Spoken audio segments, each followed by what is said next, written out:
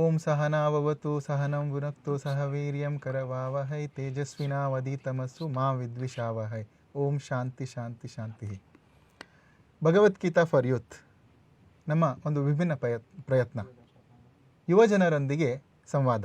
ನನ್ನ ಜೊತೆ doctor Gururaj Karjigi sir ಇದ್ದಾರೆ. Sir, welcome to our programme. Thank you. ನಮಸ್ತೆ ಸರ್.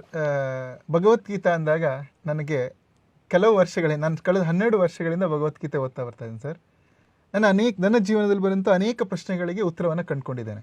ಅದರಲ್ಲಿ ಬರುವಂಥ ವಿಚಾರಗಳನ್ನ ನನ್ನ ಜೀವನದ ಅನುಷ್ಠಾನ ಮಾಡಿಕೊಳ್ಳುವಂಥ ಪ್ರಯತ್ನವನ್ನು ಮಾಡಿದ್ದೇನೆ. ಆದ್ದರಿಂದ ಯುವಕರ ಪ್ರತಿನಿಧಿಯಾಗಿ, ನಮ್ಮ ಯುವಜನತೆಯ ಪ್ರತಿನಿಧಿಯಾಗಿ ಭಗವದ್ಗೀತಾ ಫಾರ್ ಯೂತ್ ಕಾರ್ಯಕ್ರಮದಲ್ಲಿ ನಾನು ಇವತ್ತು ಇಲ್ಲಿ ಕೂತಿದ್ದೀನಿ. ನೀವು ಕಳೆದ ಅನೇಕ ದಶಕಗಳಿಂದ ಗೀತೆಯ ಮೇಲೆ ಬರೀತಾ ಗೀತೋಪದೇಶವನ್ನು ಮಾಡ್ತಾ ಬಂದಿದ್ದೀರಾ. ಅದನ್ನು ನಿಮ್ಮ ಜೀವನದಲ್ಲಿ ಅನುಷ್ಠಾನ ಮಾಡ್ಕೊಂಡಿದ್ದೀರಾ. ನಿಮ್ಮ ಅನುಭವವನ್ನು ಕೇಳಬೇಕು ಅಂಥೇಳಿ ನಿಮ್ಮನ್ನು ಇವತ್ತು ಆಹ್ವಾನಿಸಿದೆ ಸರ್.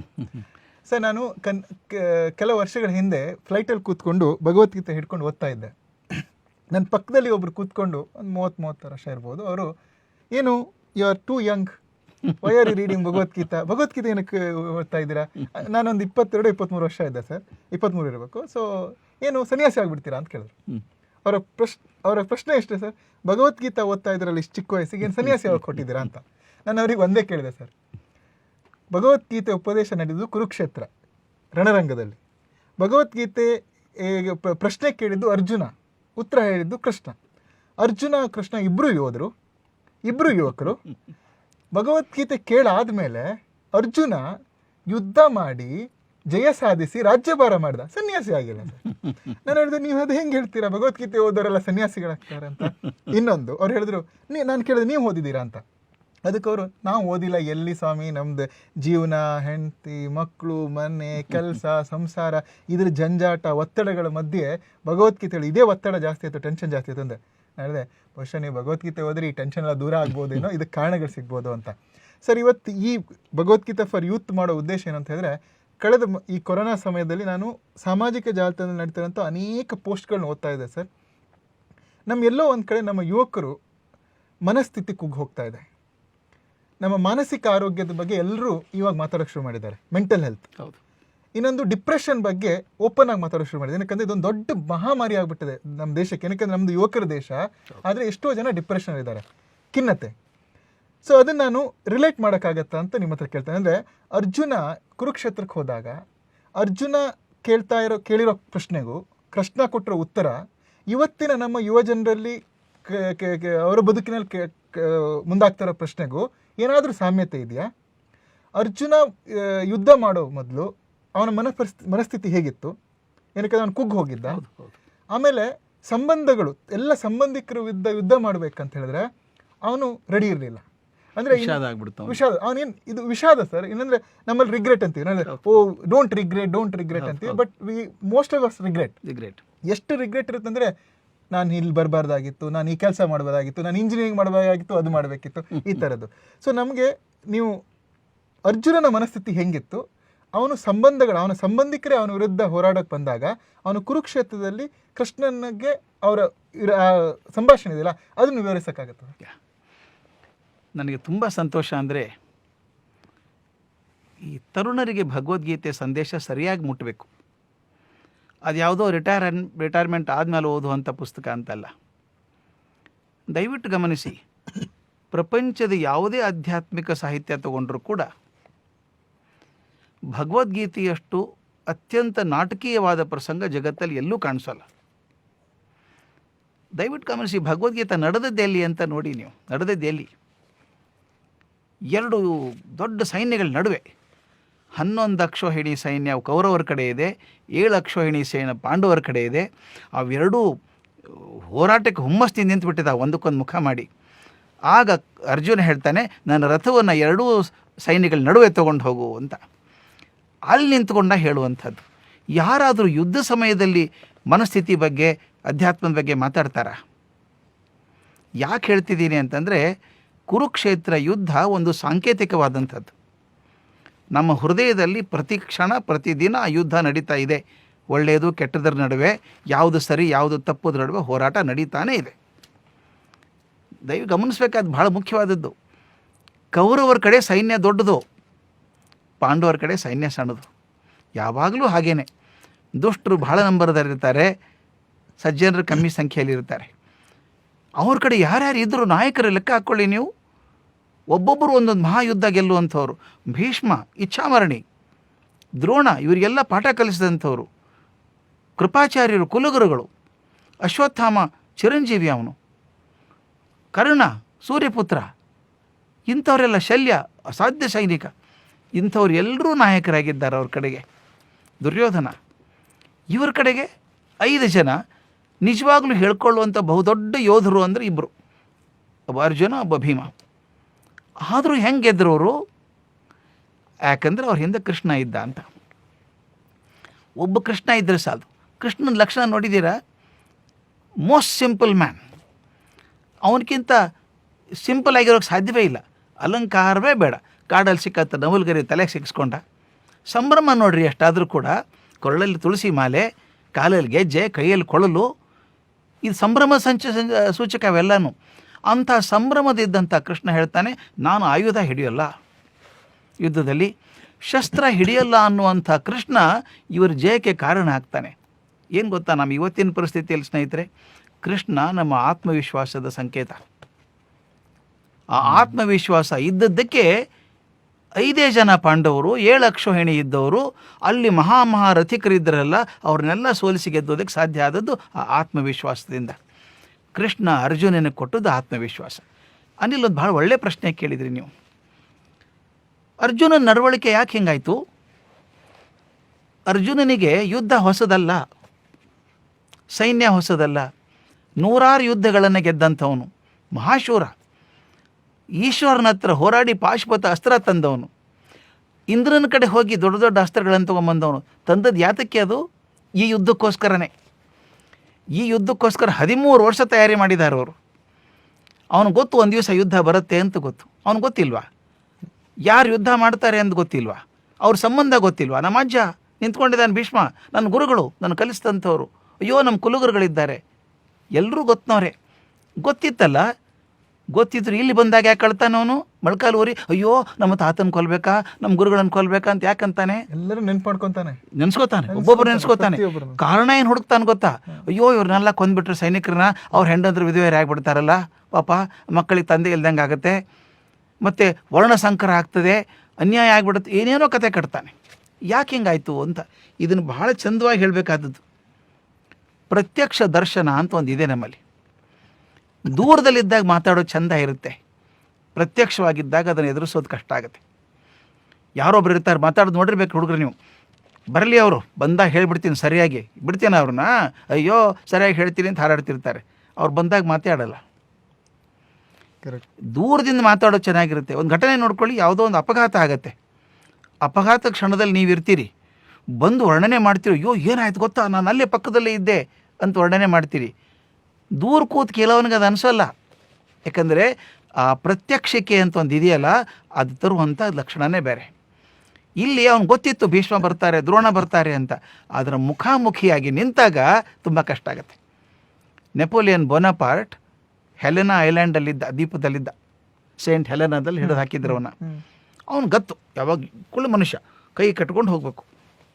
ವಾಕಿಂಗ್ ಮಾಡ್ತಾಯಿದ್ದ ತೋಟದಲ್ಲಿ.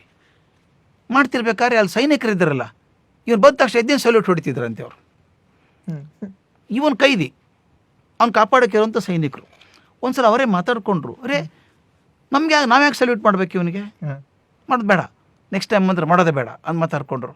ಅವನಿಗೆ ಗೊತ್ತೂ ಇಲ್ಲ ಅದು. ಅವ್ನು ನಿಧಾನಕ್ಕಾಗಿ ಬಂದ, ಅಲ್ಲಿ ಬರೋ ತನಕ ಇವ್ರು ಎದ್ದು ಬಡ್ತಾ ಜಾಸ್ತಿ ಆಗ್ತಾಯಿತ್ತು. ಅವ್ನು ಹತ್ತಿರ ಬಂದ ಮತ್ತೆ ಎದ್ದೇನು ಸಲ್ಯೂಟ್ ಹೊಡೆದ್ರಂತೆ. ಇದು ಪ್ರತ್ಯಕ್ಷ ಅಂತ ಒಂದು ಬರ್ತದೆ. ಅರ್ಜುನನಿಗೆ ಆದದ್ದು ವಿಧಾದ.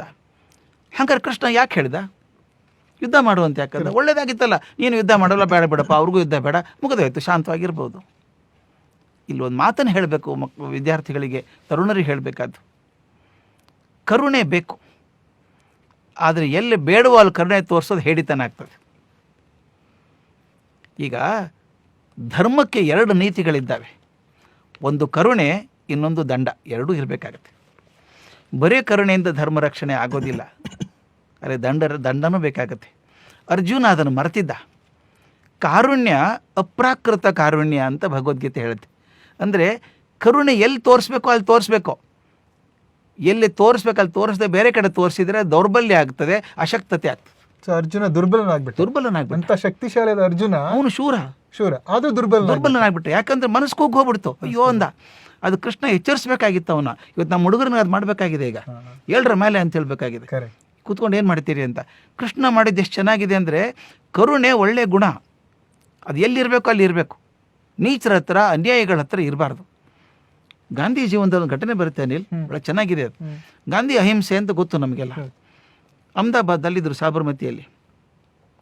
ಅವ್ರ ಒಬ್ಬರು ಶಿಷ್ಯ ಕಾಕಾ ಅಂತ ಹಿರಿಯರು, ಅವ್ರ ಮನೆಗೆ ಒಂದಿಷ್ಟು ಜನ ಹುಡುಗಿಯರು ಬಂದರು, ಕಾಲೇಜ್ ಹುಡುಗಿಯರು. ಅಳೋಕೆ ಶುರು ಮಾಡಿದರು. ಯಾಕೆ ಏನಾಯಿತು? ನಾವು ಕಾಲೇಜಿಗೆ ಹೋಗ್ಬೇಕಾದ್ರೆ ಹುಡುಗರು ತುಂಬ ರೇಗಿಸ್ತಾರೆ, ಚುಡಾಯಿಸ್ತಾರೆ. ಒಬ್ಬನಂತ ಒಂದು ದುಪ್ಪಟ್ಟೆ ಎಳೆದ್ಬಿಟ್ಟ ಮನೆ, ನನಗೆ ಏನು ಮಾಡೋದು ಅಂತ. ಅವ್ರು ಕಾಕಾ ಎದ್ದು ಕೂತ್ಕೊಂಡ್ರು. ಕಾಲಲ್ಲಿ ಚಪ್ಪಲಿ ಇಲ್ಲೇನಮ್ಮ ನಿನಗೆ, ತೆಗೆದ್ಯಾಕೆ ಹೊಡಿಲಿಲ್ಲ ಅಂದರು. ಅಯ್ಯೋ ಅಯ್ಯೋ ಹಂಗೆ ಮಾಡೋಕ್ಕಾಗತ್ತಾ? ನೀವು ಬಾಪು ಶಿಷ್ಯರಲ್ವಾ, ನೀವು ಹಿಂಸೆ ಮಾಡೋಕ್ಕಾಗತ್ತಾ? ಹಿಂಗೆ ನಿಮ್ಮ ಹಿಂಸೆ, ಕರ್ಕೊಂಡು ಹೋಗ್ತೀನಿ ಬನ್ನಿ ಅಂತ. ಆ ಹುಡುಗಿಯರನ್ನೆಲ್ಲ ಕರ್ಕೊಂಡು ಸಾಬರ್ಮತಿಗೆ ಹೋದರು. ಗಾಂಧಿ ಎದ್ದು ಚರ್ಕ ನೂಲ್ತಾ ಇದ್ರು. ಈ ಬಾಪು, ಈ ಹುಡುಗಿಯರಿಗೆ ಏನೋ ಸಮಸ್ಯೆ ಇದೆ, ಏನು ಹೇಳಮ್ಮ ಅಂದರು ಅವರು. ನಾನು ಹಿಂಗಾಯ್ತು, ಭಾಳ ಚುಡಾಯಿಸ್ತಾ ಇದ್ರು ಹುಡುಗರು. ಕಾಕಾ ಮುಂದೆ ಹೇಳಿದರೆ ಚಪ್ಪಲಿಯಲ್ಲಿ ಹೊಡಿ ಅಂತಾರೆ, ತಪ್ಪಲ್ವಾ, ಹಿಂಸೆ ಅಲ್ವಾ ಅದು? ಟಕ್ರ ನೋಲೋದನ್ನು ಬಿಟ್ಟರೆ ಗಾಂಧಿ, ಹಿಂಗೆ ಹೇಳಿದ್ನ ಕಾಕಾ, ಹಿಂಗೆ ಹೇಳಿದ್ನ ಅಂದರು. ಅವ್ರು ಅಂದ್ಕೊಂಡಿದ್ದು ಕಾಕಾನ ಬೈತಾರೆ ಇವರು ಅಂತ. ತಪ್ಪು ಹೇಳಿದಾನ ಕಾಕಾ, ಅವನ ಮಾಡಬೇಡಿ. ನಾಳೆ ಪರ್ಸಲ್ಲಿ ಒಂದು ಚಾಕು ಇಟ್ಕೊಂಡು ಹೋಗಿ, ಅವನು ಯಾವನಾದರೂ ಬಂದು ಹೊಟ್ಟೆಗೆ ಹಾಕಿ ಇನ್ನೊಂದ್ಸಲ ಹುಡುಗಿಯರ ಕಡೆ ತಿರುಗಿ ನೋಡಿರಬಾರ್ದು, ಹಂಗೆ ಮಾಡು ಅಂತ. ಅವ್ರು ಕೇಳಿದ್ರು, ಅಯ್ಯೋ ಅಯ್ಯೋ ಅಹಿಂಸೆ ನೀವು ಪ್ರತಿನಿಧಿ, ನೀವು ಹಿಂಗೆ ಹೇಳ್ತೀರಲ್ಲ ಅಂತ. ಅವ್ರು ಹೇಳಿದ್ರು, ನೋಡಮ್ಮ, ಓಡಿ ಬರೋದು ಹೇಳಿತನ ಬೇರೆ, ಧೈರ್ಯ ಬೇರೆ. ಇವನಿಗೆ ಬಂದದ್ದು ಹೇಳಿತನ ಬಂತು. ಆ ಕ್ಷಣಿಕ ಹೇಳಿತನ ಯಾಕೆ ಬಂತು ಅಂದರೆ, ಅಯ್ಯೋ ಅಯ್ಯೋ ಹೇಗೆ ಮಾಡೋದು ಇದನ್ನು? ಈ ಅಪ್ರಾಕೃತವಾದ ಕಾರುಣ್ಯ ಒಳ್ಳೆಯದಲ್ಲ. ಬಟ್ ಇದು ವಿಷಾದ ಇದೆಯಲ್ಲ, ಆ ವಿಷಾದ ಸರಿಯಲ್ಲ ಅಂತ ಹೇಳೋದು. ಸರಿಯಲ್ಲ, ಖಂಡಿತ ಅಲ್ಲ. ಆ ವಿಷಾದ ಕರುಣೆಯದೊಂದು ಕೆಟ್ಟ ಭಾಗ ಅದು. ಬಟ್ ಈಗ ನಮ್ಮ ಯುವಕರಲ್ಲಿ ಹಿಂದಾಗಿರೋದ್ರ ಬಗ್ಗೆ ಕೆಲವೊಂದ್ಸಲ ಏನಾಗುತ್ತೆ ಸರ್, ಕೆಲವೊಂದು ಯುವಕರಲ್ಲಿ ಅವ್ರ ಮನೆಯವರೇ ಅವ್ರ ವಿರೋಧವಾಗಿರ್ತಾರೆ. ಯಾವುದೋ ಒಂದು ನಿರ್ಧಾರ ಮಾಡೋಕೆ ಕೊಟ್ಟಿರ್ತಾರೆ, ಮನೆಯವರು ವಿರೋಧವಾಗಿರ್ತಾರೆ. ತುಂಬ ಬೆಸ್ಟ್ ಫ್ರೆಂಡ್ ಅನ್ಸ್ಕೊಳ್ಳೋನು ಇವ್ರಿಗೆ ವಿರೋಧ ಆಗ್ಬಿಡ್ತಾನೆ. ತುಂಬ ಇನ್ನೇನು ನಾನು ಇವ್ರನ್ನ ನೋಡ್ತಾ ಇದ್ದೀನಿ, ಇವ್ರು ನನಗೆ ಸಹಾಯ ಮಾಡ್ತಾರೆ ಅನ್ನೋದು ಮಾಡೋದಿಲ್ಲ. ಈ ಥರದಾದಾಗ ಕೂತ್ಕೊಂಡು ತಾನು ಏಕಾಂಗಿಯಾಗಿರ್ತಾರೆ, ಅಥವಾ ತನಗೆ ಆ ವಿಷಾದ ಬಂದ್ಬಿಡುತ್ತೆ. ಅದನ್ನು ಹೇಗೆ ಹ್ಯಾಂಡಲ್ ಮಾಡೋದು? ಆ ವಿಷಾದ ಅನ್ನೋದು ಏನಾಗುತ್ತೆ ಗೊತ್ತಾ? ನಾನು ಸರಿಯಾಗಿ ಯೋಚನೆ ಮಾಡದೇ ಹೋದಾಗ ಅದು ವಿಷಾದ ಆಗುತ್ತೆ. ಈಗ ನಾನು ವಿಚಾರ ಮಾಡಬೇಕು, ನನ್ನಿಂದ ತಪ್ಪಾಗಿತ್ತಾ? ಎರಡೇ ಹಾದಿ ಇರೋದು, ಭಾಳ ಸ್ಪಷ್ಟವಾಗಿ ಹೇಳ್ತೀನಿ. ನಾನು ಏನೋ ಕೆಲಸ ಮಾಡಿದ್ದೆ, ಅದು ತಪ್ಪು ಅಂತ ಅನಿಸ್ಬಿಟ್ಟಿದೆ ಈಗ, ಅಥವಾ ಅವ್ರನ್ನ ಬಿಡಬಾರ್ದಾಗಿತ್ತು ಅಂತ ಅನಿಸುತ್ತೆ, ಅಥವಾ ನಮ್ಮನ್ನ ಯಾಕೆ ಬಿಟ್ಟು ಹೋದ್ರು ಅಂತ ದುಃಖ ಇದೆ. ಅದು ತಪ್ಪಾಗಿದ್ದರೆ ನೇರವಾಗಿ ಅವ್ರ ಕಡೆ ಹೋಗಿ, ಸಾರಿ ತಪ್ಪಾಯ್ತಪ್ಪ ಅನ್ನೋದು. ಏನೂ ತಪ್ಪಿಲ್ಲ, ಎಲ್ಲರೂ ತಪ್ಪು ಮಾಡ್ತಾರೆ. ತಪ್ಪು ಮಾಡಿದ್ದಕ್ಕೆ ಸಾರಿ, ನಾನು ತಪ್ಪಾಯ್ತು ನನ್ನ ಕಡೆಯಿಂದ ಅಂದಾಗ ಮತ್ತೆ ಸಂಬಂಧಗಳನ್ನು ಕುದುರಿಸ್ಕೋಬಹುದು. ಅದಕ್ಕೆ ಅಹಂಕಾರ ಬಿಡಬೇಕಾಗತ್ತೆ, ಬೇರೆ ಗತಿ ಇಲ್ಲ. ಬಟ್ ಇಲ್ಲಿ ಅರ್ಜುನನಿಗೆ ಅಹಂಕಾರ ಇರಲಿಲ್ಲ. ಇಲ್ಲ, ಅಹಂಕಾರ ಇರಲಿಲ್ಲ, ಇಲ್ಲಿ ಖಾಲಿ ವಿಷಾದ ಇತ್ತು. ವಿಷಾದ ಯಾಕಂದ್ರೆ ಅವನಿಗೆ ತಾನು ಶೂರ ಅಂತ ಗೊತ್ತಿದೆ. ಇನ್ನೊಂದು ನಂಬಿಕೆ, ಅದು ಸಣ್ಣದು, ಭಾಳ ಚೆನ್ನಾಗಿ ಹೇಳ್ತಾರೆ ಭಗವದ್ಗೀತೆಯಲ್ಲಿ. ಒಂದು ಸಣ್ಣ ಪ್ರಮಾಣದ ಅಹಂಕಾರನೂ ಇತ್ತು ಅವನಿಗೆ. ಯುದ್ಧದಲ್ಲಿ ತಾನು ಸಾಯ್ತೀನಿ ಅಂತ ಕಲ್ಪನೆ ಬರಲಿಲ್ಲ ಅವನಿಗೆ. ಪಾಪ ಇವ್ರನ್ನೆಲ್ಲ ಕೊಲ್ಬೇಕಾ ಅಂದ್ರೆ ತಾನೇ ಕೊಲ್ಲೋದು ಗ್ಯಾರಂಟಿ ಅಂತ ತೀರ್ಮಾನ ಮಾಡ್ಕೊಂಡ್ಬಿಟ್ಟಿದ್ದ ಅವನು. ತಾನೂ ಸಾಯ್ಬೋದು ಅಂತ ಕಲ್ಪನೆನೂ ಬರಲಿಲ್ಲ ಅವನಿಗೆ. ಅಹಂಕಾರನೂ ಇಳಿಸ್ಬೇಕಾಗಿತ್ತು ಅವರಿಗೆ, ಕೃಷ್ಣನಿಗೆ ಅಹಂಕಾರನೂ ಇಳಿಸ್ಬೇಕಾಗಿತ್ತು. ಈ ಸಂಬಂಧಗಳ ಬಗ್ಗೆ ವಿಷಾದ ಹೋಗಬೇಕಾದ್ರೆ ನಾನು ತಾತ್ವಿಕ ನೆಲೆಯಲ್ಲಿ ನಿಂತ್ಕೊಂಡು, ತಪ್ಪು ನಂದಾಗಿದ್ದರೆ ಕ್ಷಮೆ ಕೇಳೋಣ, ತಪ್ಪು ಅವ್ರ ಕಡೆಯಿಂದಾಗಿದ್ದರೆ ಕ್ಷಮೆ ಮಾಡಿಬಿಡೋಣ. ಸಂಬಂಧಗಳು ಭಾಳ ಮುಖ್ಯ. ಅದರಿಂದ ಹಳಹಳಿಸ್ಕೊಂಡು ಕೂತ್ಕೊಳ್ಳೋದ್ರ ಅರ್ಥ ಇಲ್ಲ. ಆಗಿ ಹೋದದ್ರ ಬಗ್ಗೆ ನೀವು ಬದಲಾಯಿಸೋಕೆ ಸಾಧ್ಯ ಇಲ್ಲ. ಆಗಿ ಹೋದದ್ರ ಬಗ್ಗೆ ವಿಷಾದ ಪಡ್ತಾ ಇದ್ದರೆ ಮುಂದೆ ಆಗೋದಕ್ಕೂ ತೊಂದರೆ ಆಗ್ತದೆ. ಅದಾಗಬಾರ್ದು ಸರ್. ಏನಾಗ್ಬಿಟ್ಟಿದೆ ಸರ್ ಗೊತ್ತಾ, ನಮ್ಮ ಈ ಕರೆಂಟ್ ಜನ್ರೇಷನ್, ನನ್ನ ಜನ್ರೇಷನ್ ಹೇಳ್ತೀವಲ್ಲ ನಾವು, ಇನ್ಸ್ಟಂಟ್ ನೂಡಲಿಂದ ಇನ್ಸ್ಟಾಗ್ರಾಮ್ ಜನ್ರೇಷನ್. ಅಂದರೆ ನಮಗೆಲ್ಲ ಹಿಂಗಾಗ್ಬೇಕು.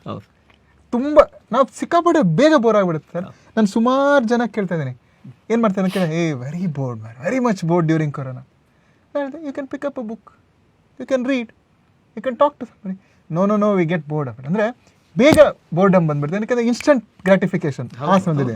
ನಾವೇನು ಮಾಡ್ತೀವಿ ಸರ್, ನೆಟ್ಫ್ಲಿಕ್ಸ್ ಅಂತ ಇದೆಯಲ್ಲ, ಈ ಸ್ಟ್ರೀಮಿಂಗು ಎಲ್ಲ ಸ್ಟ್ರೀಮಿಂಗ್ ಇದೆಯಲ್ಲ, ರಾತ್ರಿ ಕೂತ್ಕೊಳ್ಳೋದು, ಎಲ್ಲ ಹುಡ್ಕೋದು, ಏನು ನೋಡಬೇಕು ಅಂತ ಹುಡ್ಕೋದು. 1 hour ಹುಡುಕ್ತೀವಿ ಸರ್, ಯಾವುದು ನೋಡಬೇಕು ಅಂತ ಡಿಸೈಡ್ ಆಗಲ್ಲ. 1 hour ಹುಡುಕಿ ಸಾಗ ಮಲ್ಕೊಂಡ್ಬಿಡ್ತೀವಿ.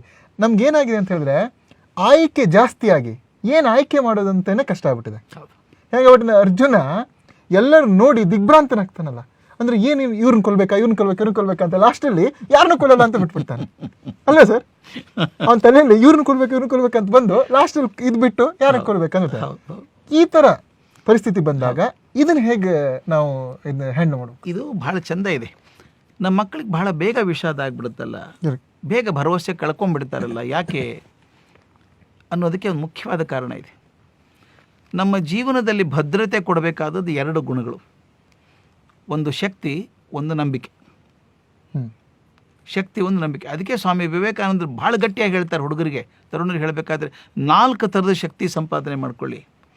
ಶಕ್ತಿಯೇ ಜೀವನ, ದುರ್ಬಲತೆಯ ಮರಣ. ಇದನ್ನು ಯಾವ ಮಿಲಿಟರಿ ಜನರಲ್ ಹೇಳಿದ್ದಲ್ಲ, ವಿವೇಕಾನಂದರು ಸನ್ಯಾಸಿಗಳು ಹೇಳಿದ್ದು. ಶಕ್ತಿ ಸಂಪಾದನೆ ಅಂದರೆ ಏನು ಮಾಡಬೇಕು? ಅವ್ರು ಹೇಳ್ತಾರೆ 4 ಥರದ ಶಕ್ತಿ ಸಂಪಾದನೆ ಮಾಡ್ಕೊಳ್ಳಿ. ದೈಹಿಕ ಶಕ್ತಿ ಮಾಡ್ಕೊಳ್ಳಿ. ಅವ್ರು ಹೇಳ್ತಾರೆ ನೀವು ಚೆನ್ನಾಗಿ ಫುಟ್ಬಾಲ್ ಆಡಿದರೆ ಭಗವದ್ಗೀತೆ ಚೆನ್ನಾಗಿ ಅರ್ಥ ಆಗುತ್ತೆ ಅಂತ. ನೀನು ಮಾಂಸಖಂಡ ಗಟ್ಟಿ ಆದ ಭಗವದ್ಗೀತೆ ಹತ್ರ ಹೋಗ್ತೀರಿ ನೀವು ಅಂತ. 2ನೇದು ಮಾನಸಿಕ ಶಕ್ತಿ. ನೀವು ಒಂದು ಮಾತು ಹೇಳಿದ್ರಿ, ಭಾಳ ಚಂದದ ಮಾತದು, ತುಂಬ ಸಂಶೋಧನೆ ಆಗಿದೆ ಅದರ ಮೇಲೆ. ಯಾಕೆ ಮಕ್ಕಳು ಬೇಗ ನಿರಾಶೆ ಆಗಿಬಿಡ್ತಾರೆ ಈಗ ಅಂತಂದರೆ, ಬಾಲ್ಯದಲ್ಲಿ ಅವರಿಗೆ ತುಂಬ ಸುಲಭವಾಗಿ ಸಿಕ್ಬಿಟ್ಟಿದೆ ಎಲ್ಲನೂ. ಈಗಿನ ಪಾಲಕರು ನೋಡಿ ನೀವು ಹೇಗಿದೆ, ಯಂಗ್ ಪೇರೆಂಟ್ಸ್ ಮಕ್ಕಳಿಗೆ ತಂದು ಆಟಿಗೆ ಹಾಕ್ತಾರೆ.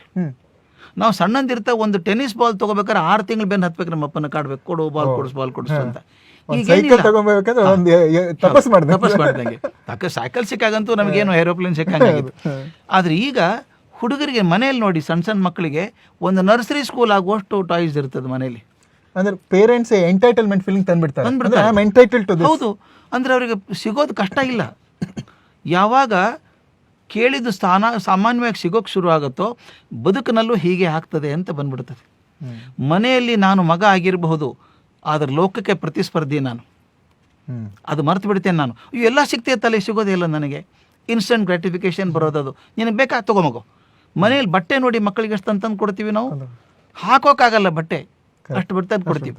ಇದರಿಂದಾಗಿ ಸಂಶೋಧನೆ ಹೇಳುತ್ತೆ, ಒಂದು ಸಣ್ಣದು ಸಿಗದೆ ಹೋದರೆ ಕುಸಿದು ಬಿಡ್ತಾರೆ. ಅಯ್ಯೋ ಇದು ಸಿಗಲೇ ಇಲ್ಲ ನನಗೆ ಆ ಕೋರ್ಸೇ ಸಿಗಲಿಲ್ಲ, ನನ್ನ ಮಾರ್ಕ್ಸೇ ಬರಲಿಲ್ಲ. ಈಗ ಆತ್ಮಹತ್ಯೆ ಪ್ರಸಂಗಗಳು ನೋಡ್ತೀವಲ್ಲ ನಾವು, ಇದಾಗೋದಿದೆ. ಅಂದರೆ ಫೇಟಲಿಸಮ್, ಇದಾಗದಿದ್ದ ನನ್ನ ಜೀವನ ಇಲ್ಲ, ಸುಲಭವಾಗಿ ಸಿಗ್ತಿತ್ತಲ್ಲ ಅದಾಗಬಾರ್ದು ಅಂತ. ನೀವು ಆಗಲೇ ಭಾಳ ಚಂದ ಹೇಳಿದ್ರಿ. ಇದಾಗೋದಕ್ಕೆ ಶಕ್ತಿ ಅಂತ ಹೇಳಿದೆ ನಾನು. 4 ಥರ ಶಕ್ತಿಗಳು, ದೈಹಿಕ, ಮಾನಸಿಕ, ನೈತಿಕ ಶಕ್ತಿ ಬಹಳ ಮುಖ್ಯ. ಅದಾದ್ಮೇಲೆ ಆಧ್ಯಾತ್ಮಿಕ ಶಕ್ತಿ. ಈ 4 ಶಕ್ತಿಗಳನ್ನು ನಾನು ಸಂಪಾದನೆ ಮಾಡಿಕೊಂಡ್ರೆ ಯಾವ ಭಯನೂ ಇಲ್ಲ. ಇದರ ಜೊತೆಗೆ ಇರಬೇಕಾದದ್ದು, ನಮ್ಮ ತರುಣರು ಬಳಸಬೇಕಾದ ನಂಬಿಕೆಗಳು. ಇದನ್ನ ನಮ್ಮ ದೊಡ್ಡ ಉಪನಿಷತ್ತು, ಅದನ್ನು ಭಗವದ್ಗೀತೆ ಬಹಳ ಚಂದ ಹೇಳುತ್ತೆ. 4 ಥರದ ನಂಬಿಕೆಗಳಿರ್ಬೇಕಂತೆ. ಮೊದಲು ನನ್ನಲ್ಲೇ ನಂಬಿಕೆ ಇರಬೇಕು ನನಗೆ, ಫೇತ್ ಇನ್ ಮೈ ಸೆಲ್ಫ್. 2ನೇದು faith in what I do, ನಾನು ಮಾಡೋ ಕೆಲಸದಲ್ಲಿ ನಂಬಿಕೆ ಇರಬೇಕು. 3ನೇದು ನಾನು ಮಾಡೋದು ಜಗತ್ತಿಗೆ ಒಳ್ಳೇದಾಗ್ತದೆ ಅನ್ನೋಂಥ ನಂಬಿಕೆ ಇರಬೇಕು. 4ನೇದು ನಮ್ಮನ್ನೆಲ್ಲ ಮೀರಿದಂಥ ಒಂದು ಶಕ್ತಿ ಮೇಲೆ ಇದೆ ಅಂತ 4 ನಂಬಿಕೆಗಳು. ಈ 4 ನಂಬಿಕೆಗಳು ಮತ್ತು 4 ಶಕ್ತಿಗಳಿದ್ರೆ ವಿವೇಕಾನಂದರು ಹೇಳ್ತಾರೆ, you are as steady as a rock. ಯಾರೂ ಏನು ಮಾಡೋಕ್ಕೆ ಸಾಧ್ಯ ಇಲ್ಲ. ವಿವೇಕಾನಂದರ ಕಷ್ಟಪಟ್ಟು ಸ್ವಲ್ಪನ 3 ದಿವಸ ಊಟ ಇಲ್ಲದೆ ಓಡಾಡಿದಾರಲ್ರಿ. ಅಲ್ಲಿ ನಮ್ಮ ಮದ್ರಾಸ್ ಶಿಷ್ಯರು ಈಗ ಸಿಲ್ಕಿನ ಬಟ್ಟೆ ಹಾಕಿ ಕಳಿಸ್ಬಿಟ್ಟಿದ್ದಾರೆ ಅಮೆರಿಕಕ್ಕೆ. ಅಲ್ಲಿ ಬೈಟಿಂಗ್ ಕೋಲ್ಡು, ಸಬ್-0, ಒದ್ದಾಡಿ ಹೋಗ್ತಾರೆ ಅವರು, ಸಿಲ್ಕಿನ ಡ್ರೆಸ್ ಹಾಕ್ಕೊಂಡು ನಗ್ತಾರೆ ಜನ ಎಲ್ಲ. ಅಲ್ಲಿ ಬಟ್ಟೆ ಇಲ್ಲ, ಊಟ ಇಲ್ಲ, ರಸ್ತೆ ಪಕ್ಕ ಕೂತ್ಕೊಂಡಿದ್ದಾರೆ. ಆದರೆ ಇದೆಲ್ಲರ ಮಧ್ಯೆ ಅವ್ರ ಗಮನ ಇರೋದು ಬಂದದ್ದು ಅದಕ್ಕೆ ಅಂತ ಅವ್ರು ಹೇಳ್ತಾರೆ. ಇದು ಆಗಿರೋದು 2ರಿಂದ, ಒಂದು ಶಕ್ತಿ, ಒಂದು ನಂಬಿಕೆ. ಅವು 2 ಇದ್ರೆ ಯಾವ ವಿಷಾದನೂ ಬರಲ್ಲ. ಸರ್, ಮೈಂಡ್ ಮತ್ತು ಇಂಟೆಲೆಕ್ಟ್ ಬಗ್ಗೆ ಇದು ಮಾಡಿದ್ರೆ ನಮ್ಮ ಮನಸ್ಸು ಒಂಥರ ವೈರಸ್ ಇದ್ದಂಗೆ. ಅದು ಮನಸ್ಸು ಯಾವಾಗ್ಲೂ ಎಳಿತಾನೆ ಇರುತ್ತೆ. ಇದೊಂಥರ ಕೊರೋನಾ ವೈರಸ್ಗಿಂತ ಒಂದು ದೊಡ್ಡ ವೈರಸ್ ಅದು. ಎವ್ರಿ ಮಿನಿಟ್ ನಾವು ಬಹುಶಃ ಇದು ಬ್ರೀದ್ ಮಾಡೋದಕ್ಕೆ 3 ಸೆಕೆಂಡ್ 4 ಸೆಕೆಂಡ್ ತಗೊಂತೀವಿ, but every second there will be thought. ಅದು ವೈರಸ್ ಇದ್ದಂಗೆ. Intellect is like an antivirus. ಈ ಬುದ್ಧಿ ಮತ್ತು ಮನಸ್ಸು ಮತ್ತು ಬುದ್ಧಿವಂತಿಕೆ ಇದೆಯಲ್ಲ, ಅದರ ಮಧ್ಯೆ ಹೇಗೆ ನಮ್ಮ ಈ ಮನಸ್ಸನ್ನ ಹಿಡ್ಕೊಳ್ಳೋದು. ಏನಕ್ಕೆ ತುಂಬ ಜನ ಏನಾಗುತ್ತೆ, ವೈರಸ್ ಆಕ್ಟಿವಿಟಿ ಜಾಸ್ತಿ ಆದಾಗ, ಮನಸ್ಸಿನ ಆಕ್ಟಿವಿಟಿ ಜಾಸ್ತಿ ಆದಾಗ, ಇಂಟೆಲೆಕ್ಟ್ ಇದು ಕಮ್ಮಿ ಆದಾಗ, ಆಂಟಿವೈರಸ್ ಕಮ್ಮಿ ಆದಾಗ ಏನಾಗುತ್ತೆ, ನಮ್ಮಲ್ಲಿ ಒಂದು ಡಿಫೀಟಿಂಗ್ ಆಟಿಟ್ಯೂಡ್ ಬಂದ್ಬಿಡುತ್ತೆ ಸರ್. ಅಂದರೆ ಸೋತ್ ಹೋಗ್ತಾ ಇದೀವೋ ಒಂದು ಆಟಿಟ್ಯೂಡ್ ಬಂದ್ಬಿಡುತ್ತೆ, ಸೋತ್ ಬಿಡ್ತೀವಿ. ಅದರಿಂದ ಎಷ್ಟೋ ಜನ ತುಂಬ ಆತ್ಮಹತ್ಯೆಗಳಾಗುತ್ತೆ ಸರ್. ಮಾನಸಿಕ ಆಗಿ ಕುಗ್ಗಿ ಹೋಗ್ತಾರೆ, ಖಿನ್ನತೆ ಬರುತ್ತೆ. ಡಿಪ್ರೆಷನ್ ಒಂದು ದೊಡ್ಡ ಇಶ್ಯೂ ಸರ್. ಡಿಪ್ರೆಷನ್ ಇವತ್ತು ಯುವಕರಲ್ಲಿ depression is a very big issue. ಇದನ್ನ ಅರ್ಜುನನ ಲೆಕ್ಕದಲ್ಲಿ ನೋಡೋದ್ರೆ ಅವನು ಖಿನ್ನನಾಗಿ ಕೂತ್ಕೊಂಡಾಗ ಈ ಎಲ್ಲ ಸಂಬಂಧಗಳು ಕ್ಲಿಷ್ಟಕರವಾಗಿರ್ತವೆ. ದ ಸೇಮ್ ಆ ಸಂಬಂಧಗಳೆಲ್ಲ ಕಾಂಪ್ಲೆಕ್ಸ್ ಆಗೋಯ್ತಲ್ಲ ಸರ್. ಗುರುವಿನ ಸಂಬಂಧ, ಇವ ಗುರುನ ವೈರಿ, ತನ್ನ ಸೋದರ ವೈರಿ, ಸ್ನೇಹಿತ ವೈರಿ, ಈ ರೀತಿ ಆದಾಗ ನಮಗೆ ಅದನ್ನ ಬ್ಯಾಲೆನ್ಸ್ ಮಾಡೋದು ಹೆಂಗೆ ಜೀವನದಲ್ಲಿ? ಯಾಕಂದ್ರೆ ಎಷ್ಟೋ ಸಲ ಬರುತ್ತೆ ಸರ್, ನಮ್ಮವರೇ ನಮ್ಮ ವಿರೋಧಿಗಳಾಗಿ ನಿಂತಿರ್ತಾರೆ. ಅದನ್ನ ಹೇಗೆ ಬ್ಯಾಲೆನ್ಸ್ ಮಾಡೋದು? ಇದಕ್ಕೆ ನಾನು ಪೂರಕವಾಗಿ ಹೇಳಬೇಕಾದದ್ದು ಕನ್ನಡದ ಭಗವದ್ಗೀತೆ ಅನ್ಸ್ಕೊಂಡಂಥ ಮಂಕುತಿಮ್ಮನ ಕಗ್ಗ. ಇಷ್ಟು ಕರೆಕ್ಟ್ ಹೇಳಿದ್ರಿ, ಮೈಂಡ್ ಆ್ಯಂಡ್ ಇಂಟೆಲೆಕ್ಟ್ ಅಂತ ಹೇಳಿದ್ರಲ್ಲ, ಅದರಲ್ಲೊಂದು ಪದ್ಯ ಬರುತ್ತೆ. ಭಾವದಾವೇಶದಿಂ ಮನ ಅಶ್ವದಂತಿರಲಿ, ಧೀ ವಿವೇಚನೆಯ ಅದಕ್ಕೆ ದಕ್ಷ ರಾಹುತನು, ತೀವಿದೊಲವಿನ ದಂಪತಿಗಳಾಗೆ ಮನಬುದ್ಧಿ, ಜೀವಿತವು ಜೈತ್ರ ಕಥೆ ಮಂಕುತಿಮ್ಮ ಅಂತ. ಭಾವದಾವೇಶದಿಂ, ನಮ್ಮ ಭಾವದ ಆವೇಶದಿಂದ ಮನಸ್ಸು ಕುದುರೆ ಇದ್ದಂಗೆ ಇರಬೇಕಂತೆ. ಮನಸ್ಸು ಡಲ್ ಆಗಬಾರ್ದು. ಅಯ್ಯೋ ಸೋತ್ ಕುದುರೆ ಅಲ್ಲ ಅದು, ಯಾವಾಗಲೂ ಉತ್ಸಾಹದಿಂದ ಓಡುವಂಥ ಕುದುರೆ ಅದು.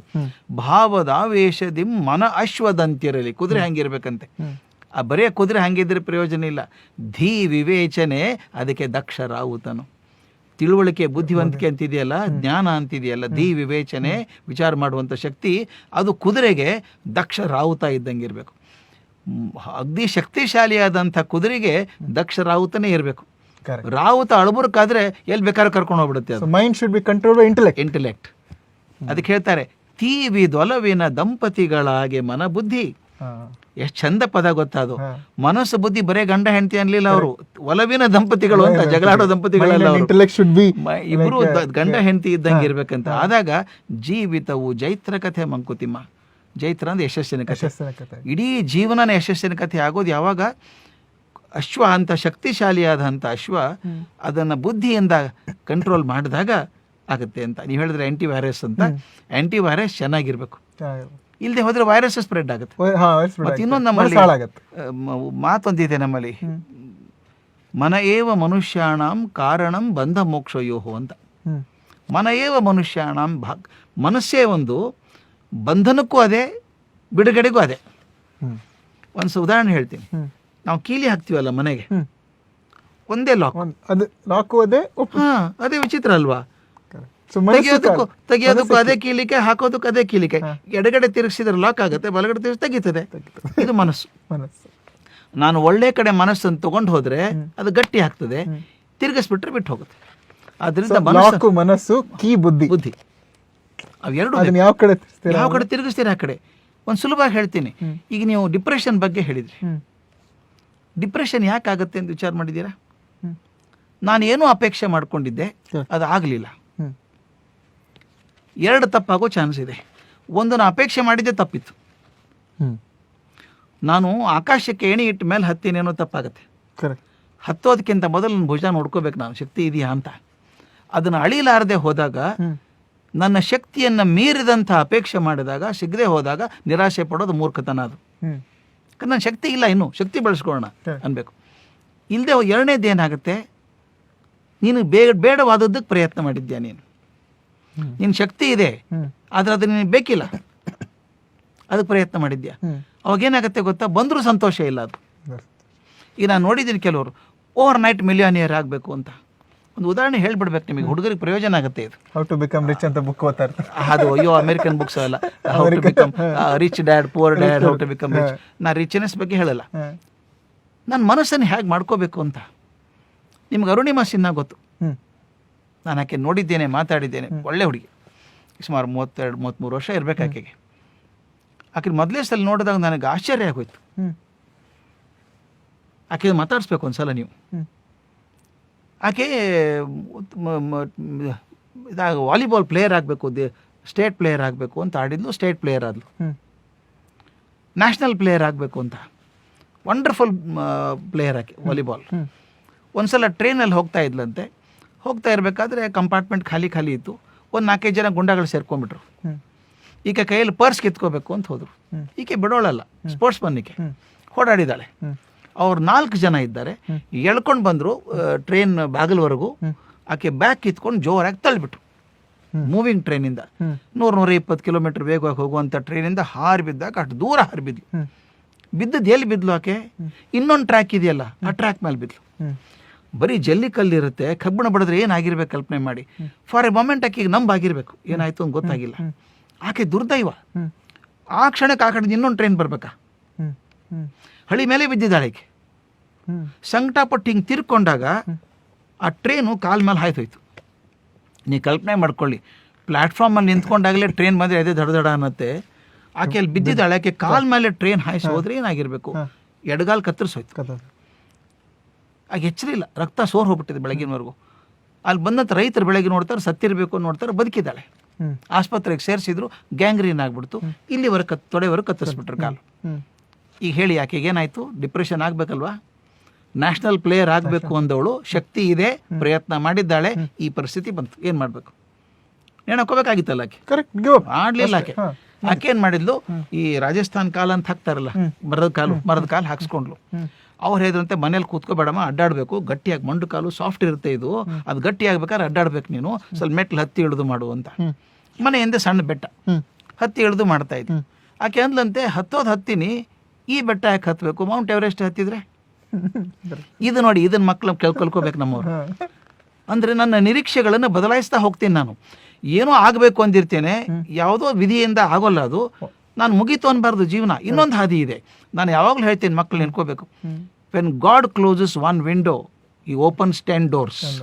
10 ಬಾಗಿಲು ತೆಗಿತಾನೆ. ಕಣ್ಣು ಮುಚ್ಕೊಂಡು ಕೂತ್ಕೊಂಡ್ರೆ ಕಾಣಿಸಲ್ಲ ಬಾಗಿಲು. ಆಕೆ ಏನು ಮಾಡಿದ್ಲು, ಟಾಟಾ ಕಡೆ ಹೋದ್ಲು, ಫಂಡಿಂಗ್ ತೊಗೊಂಡ್ಲು, ಡೆಹ್ರಾಡೂನ್ ಹೋಗಿ ಮೌಂಟೇನಿಯರಿಂಗ್ ಕಲ್ಕೊಂಡ್ರು, ಮುಂದೆ ಮೌಂಟ್ ಎವರೆಸ್ಟ್ ಹತ್ತಬೇಕು ಅಂತ. ಆಕೆ ಹೇಳಿದಾಗ ನನ್ನ ಕಣ್ಣಲ್ಲಿ ನೀರು ಬಂದ್ಬಿಡ್ತು. ಹೇಳಿದಾಗ ಆಕೆ ಹೇಳ್ತಾಳೆ, ಹತ್ತಾ ಇದ್ದೀವಿ, ಇನ್ನು 200 ಮೀಟ್ರ್ ಇದೆ ಮೌಂಟ್ ಎವರೆಸ್ಟ್, ಕಾಣುತ್ತಾ ಇದೆ ಕಣ್ಣಿಗೆ. ಆಗ ಪಕ್ಕದವ್ರು ಕೂಕೊಂಡು, ಅಯ್ಯೋ ಅರುಣಿಮಾ ನಿನ್ನ ಕಾಲು ನೋಡ್ಕೊ, ಏನಾಗಿದೆ? ನಿಮ್ಗೆ ಗೊತ್ತಿದೆ, ಐಸಲ್ಲಿ ಮರಗಟ್ಟಿ ಬಿಡುತ್ತೆ ಮೈಯೆಲ್ಲ. ಮರಗಟ್ಟಿದಾಗ ಕಾಲು ತಿರ್ಕೊಂಡ್ಬಿಟ್ಟಿದೆ. ಅದು ಐಸಲ್ಲಿ 1 ಅಡಿ 2 ಅಡಿ ಹೋಗುತ್ತೆ ಒಳಗಡೆ, ಮತ್ತೆ ತೆಗಿಬೇಕು. ಈಗ ಇದು ಮರದ ಕಾಲು ತಾನೆ, ಹಿಂಗೆ ಎತ್ತಿದಾಗ ಆ ಕಾಲು ತಿರ್ಕೊಂಡ್ಬಿಟ್ಟು ಆ ಚೂಪಾದ ಭಾಗ ಚುಚ್ಚಿ ಇಲ್ಲೆಲ್ಲ ರಕ್ತ ನಿಂತ್ಕೊಂಡ್ಬಿಟ್ಟಿದೆ. ಅವ್ರು ಇಲ್ಲೇ ಇದ್ಬಿಡು, ಟೆಂಟ್ ಹಾಕಿ ಕೊಡ್ತೀವಿ ನಿನಗೆ ಅಂದ್ರೆ ಅಂತ. ಆಕೆ ಹೇಳಿದಂತೆ, ನಾನು ಬಂದದ್ದೇ ಅಲ್ಲಿ ಹೋಗೋದಕ್ಕೆ, ಸತ್ರು ಅಲ್ಲೇ ಸಾಯ್ತೀನಿ ನಾನು, ಇರಲ್ಲ. ಸರಿಯಾಗಿ ಹಾಕ್ಕೊಂಡು ವಸ್ತ್ರ ಕಟ್ಕೊಂಡು ಹತ್ತಿದ್ಲು, ಮೌಂಟ್ ಎವರೆಸ್ಟ್ ಹತ್ತಿದ್ಲು. ಅಲ್ಲಿ ರಾಮಕೃಷ್ಣದು ವಿವೇಕಾನಂದರ ಫೋಟೋ ಇಟ್ಟು, ತನ್ನ ದೇಶದ ಫ್ಲಾಗ್ ಇಟ್ಟು ವಾಪಸ್ ಬಂದು, ಇವತ್ತು ಪ್ರಪಂಚದಲ್ಲಿ ಕೃತ್ರಿಮ ಕಾಲು ಹಾಕ್ಕೊಂಡು ಮೌಂಟ್ ಎವರೆಸ್ಟ್ ಹತ್ತಿದಂಥ ಒಬ್ಬಳೇ ಹೆಣ್ಮಗಳಾಗಿ ಇವತ್ತು she is a role model. ಇವತ್ತು ಮೌಂಟೇನಿಯರಿಂಗ್ ಟ್ರೈನಿಂಗ್ ಮಾಡ್ತಾ ಇದ್ದಾಳೆ. ಇದು ಈ ಗಿವ್ ಅಪ್ ಆಟಿಟ್ಯೂಡ್ ಇರುತ್ತಲ್ಲ ಸರ್, ಅಂದ್ರೆ ನಮ್ಗೆ ಇನ್ನೇನು ಮುಗಿದು ಹೋಯ್ತು ಅನ್ನೋದು, ಏನು ದೊಡ್ಡ ಮಾಡೆಲ್. ನಾ ಯಾಕೆ ಹೇಳ್ತೀನಿ ಮಕ್ಕಳಿಗೆ ಅಂದರೆ, ಜೀವನ ಮುಗಿದು ಹೋಯ್ತು ಅಂತ ಮಾಡಬೇಡಿ. ಯಾಕಂದರೆ ಜೀವನ ದೊಡ್ಡದು, ಬದುಕು ದೊಡ್ಡದು. ಒಂದು ಘಟನೆಯಲ್ಲಿ ಫೇಲ್ ಆಗ್ಬೋದು ನೀವು, ಒಂದು ಪ್ರಯತ್ನದಲ್ಲಿ ಫೇಲ್ ಆಗ್ಬೋದು, ಜೀವನದಲ್ಲಿ ಫೇಲ್ ಆಗಿಲ್ಲ. ಸರ್, ಇದಕ್ಕೆ ನಮ್ಮ ಪರಿಸರ ಎಷ್ಟು ಇಂಪ್ಯಾಕ್ಟ್ ಆಗುತ್ತೆ ಅಂದರೆ, ಕೆಲವೊಂದ್ಸಲ ಏನಾಗುತ್ತೆ ಸರ್, ಎಲ್ಲೋ ಒಂದು ಕಡೆ ಡಿಪ್ರೆಷನ್ ಇರುತ್ತೆ, ಎಲ್ಲೋ ಒಂದು ಕಡೆ ಮನಸ್ಸಿನ ನೋವಿರುತ್ತೆ, ಯಾರಿಗೂ ಹೇಳ್ಕೊಳಕ್ ಆಗ್ತಿರಲ್ಲ, ಅಥವಾ ಯಾರು ನಿಮ್ಗೆ ಸಹಾಯ ಮಾಡೋದಕ್ಕೆ ಅವ್ರು ಬರಬೇಕು ಅಂದ್ರೆ ನೀವು ಅವ್ರ ಹತ್ರ ಹೇಳ್ಕೊಳ್ಬೇಕು, ಅಥವಾ ನೀವು ಹೇಳ್ಕೊಂಡ್ರು ಕೆಲವು ಸಹಾಯ ಮಾಡಕ್ ಬರೋದಿಲ್ಲ. ಈಗ ಎಲ್ಲರ ಹತ್ರ ಅರ್ಜುನನ್ಗೆ ಕೃಷ್ಣ ಸಿಕ್ಕದ ಅಲ್ವಾ? ಸೊ ಇದ್ರಲ್ಲೇನು, ಅರ್ಜುನನಿಗೆ ಕೃಷ್ಣ ಉಪದೇಶ ಮಾಡ್ದ. ಹಾಗಾದ್ರೆ ಯಾರೂ ನಿಮ್ಗೆ ಉಪದೇಶ ಮಾಡಕ್ ಇಲ್ದಿದ್ದಾಗ ಅರ್ಜುನನಿಗೆ ಕೃಷ್ಣ ಹೇಳಿರೋ ಭಗವದ್ಗೀತೆ ನಿಮಗೆ ಮಾರ್ಗದರ್ಶನಕ್ಕೆ ಆಗ್ಬೋದಾ ಸರ್? ಖಂಡಿತ ಆಗತ್ತೆ. ನೀವು 2 ಪ್ರಶ್ನೆ ಕೇಳಿದ್ರಿ. ಈ ಗಿವ್ ಅಪ್ ಆ್ಯಟಿಟ್ಯೂಡ್ ಅಂತ ಹೇಳಿದ್ರಿ. ಆಗಲ್ಲ ಬಿಡಿ, ನಾನು ಮುಗೀತು ಇಷ್ಟೇ, ನನ್ನ ಹಣೆ ಬಾರಿ ಇಷ್ಟೇ. ಇದಲ್ಲ ಇದು.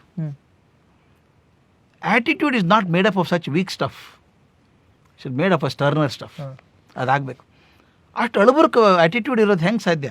ಅದಕ್ಕೇನು ಮಾಡಬೇಕಾಗತ್ತೆ ಗೊತ್ತಾ? ಆ್ಯಟಿಟ್ಯೂಡ್ ಪ್ರಾಬ್ಲಮ್ ಶುರು ಆಗೋದು ವೈಯಕ್ತಿಕವಾಗಿ ಶುರು ಆಗ್ತದೆ, ಮುಂದೆ ಸಾಂಕ್ರಾಮಿಕವಾಗಿ ಹರಡುತ್ತೆ. ಕೃಷ್ಣ ಯಾಕೆ ಪ್ರಯತ್ನ ಮಾಡಿದ? ಅರ್ಜುನನ ಏಳ ಮೇಲೆ ಅಂದ, ಯುದ್ಧಸ್ತಸ್ಮಾತ್ ಯುದ್ಧಸ್ವ, ಏಳು ಯುದ್ಧ ಕೇಳು ಅಂದ. ಅವ್ನು ಬೇಡ ಅಂದ, ಅವ್ನಿಗೆ ಅವಾಗ ಯಾಕೆ ಒತ್ತಾಯ ಮಾಡ್ತಾನೆ ರೀ ಇವನು? ಏಳ ಮೇಲೆ ಅಂತಾನೆ. ಯಾಕೆ ಗೊತ್ತಾ? ನಾಯಕ ಆದವನು ಗಿವ್ ಅಪ್ ಆ್ಯಟಿಟ್ಯೂಡ್ ಇರಬಾರ್ದು. ಒಬ್ಬ ನಾಯಕನಿಗೆ ಗಿವ್ ಅಪ್ ಆ್ಯಟಿಟ್ಯೂಡ್ ಇದ್ದರೆ whole battalion will be demoralised. ಅದಾಗಬಾರ್ದು. ಅರ್ಜುನ ಸ್ಮೈಲಿಂಗ್ ಇರಬೇಕು. ಕಂಪ್ನಿ ಮ್ಯಾನೇಜ್ ಆ್ಯಂಡ್ ಡೈರೆಕ್ಟರ್ ಹೇಳ್ತಾ, ನನ್ನ ಕಂಪ್ನಿಗೆ ಏನಾಗುತ್ತೋ ಗೊತ್ತಿಲ್ಲಪ್ಪ ಅಂದ್ರೆ ಕಂಪ್ನಿ ಮುಚ್ಚೆ ಹೋಗುತ್ತೆ. ಮತ್ತೆ ಅವನು ಹೇಳಬೇಕು. ಅಲೆಕ್ಸಾಂಡರ್ ಮಾಡ್ತಿದ್ನಂತೆ ಯುದ್ಧಕ್ಕೆ ಹೋದಾಗ, ಅಯ್ಯೋ ಬಿಡಿ, ಸೋಲಲ್ಲ, ನಾವ್ಯಾಕೆ ಸೋಲ್ತೀವಿ.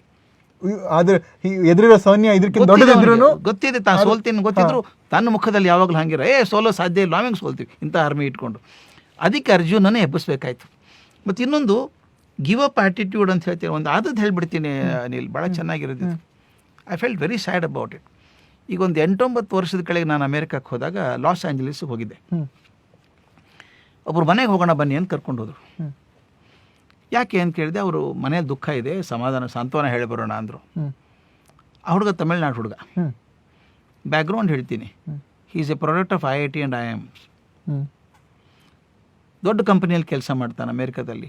ಅವನ ಸಂಬಳ ಆಗ ನಾನು ಹೇಳೋ ಪ್ರಕಾರ ಇಂಡಿಯನ್ ಇಕ್ವಾಲೆಂಟ್ 3.5-4 ಕೋಟಿ ಇರಬೇಕು ವರ್ಷಕ್ಕೆ. ಹ್ಮ್. ಗಂಡ ಹೆಂಡತಿ 2 ಮಕ್ಕಳು. ಮನೆಗೆ ಹೋದರೆ 39 ವರ್ಷ ಅಂತ ಅವನಿಗೆ ನೇಣು ಹಾಕೊಂಡು ಸತ್ತೋಗಿದ್ದಾನೆ. ಹ್ಮ್. ಇಷ್ಟು ಒಳ್ಳೆ ಬ್ಯಾಕ್ಗ್ರೌಂಡ್, ಇಷ್ಟು ಒಳ್ಳೆ ಶಿಕ್ಷಣ, ಇಷ್ಟು ಒಳ್ಳೆ ನೌಕರಿ, ಯಾಕೆ ಸತ್ತ ಅವನು? ಹ್ಮ್. ಹ್ಮ್. ನಾ ಕೇಳಿದೆ ಹೆಂಡ್ತಿನ, ಯಾಕಮ್ಮ ಏನಾಗಿತ್ತು ಅವನಿಗೆ, ಇಷ್ಟು ಒಳ್ಳೆ ಹುಡುಗ ಅಂತಂದೆ.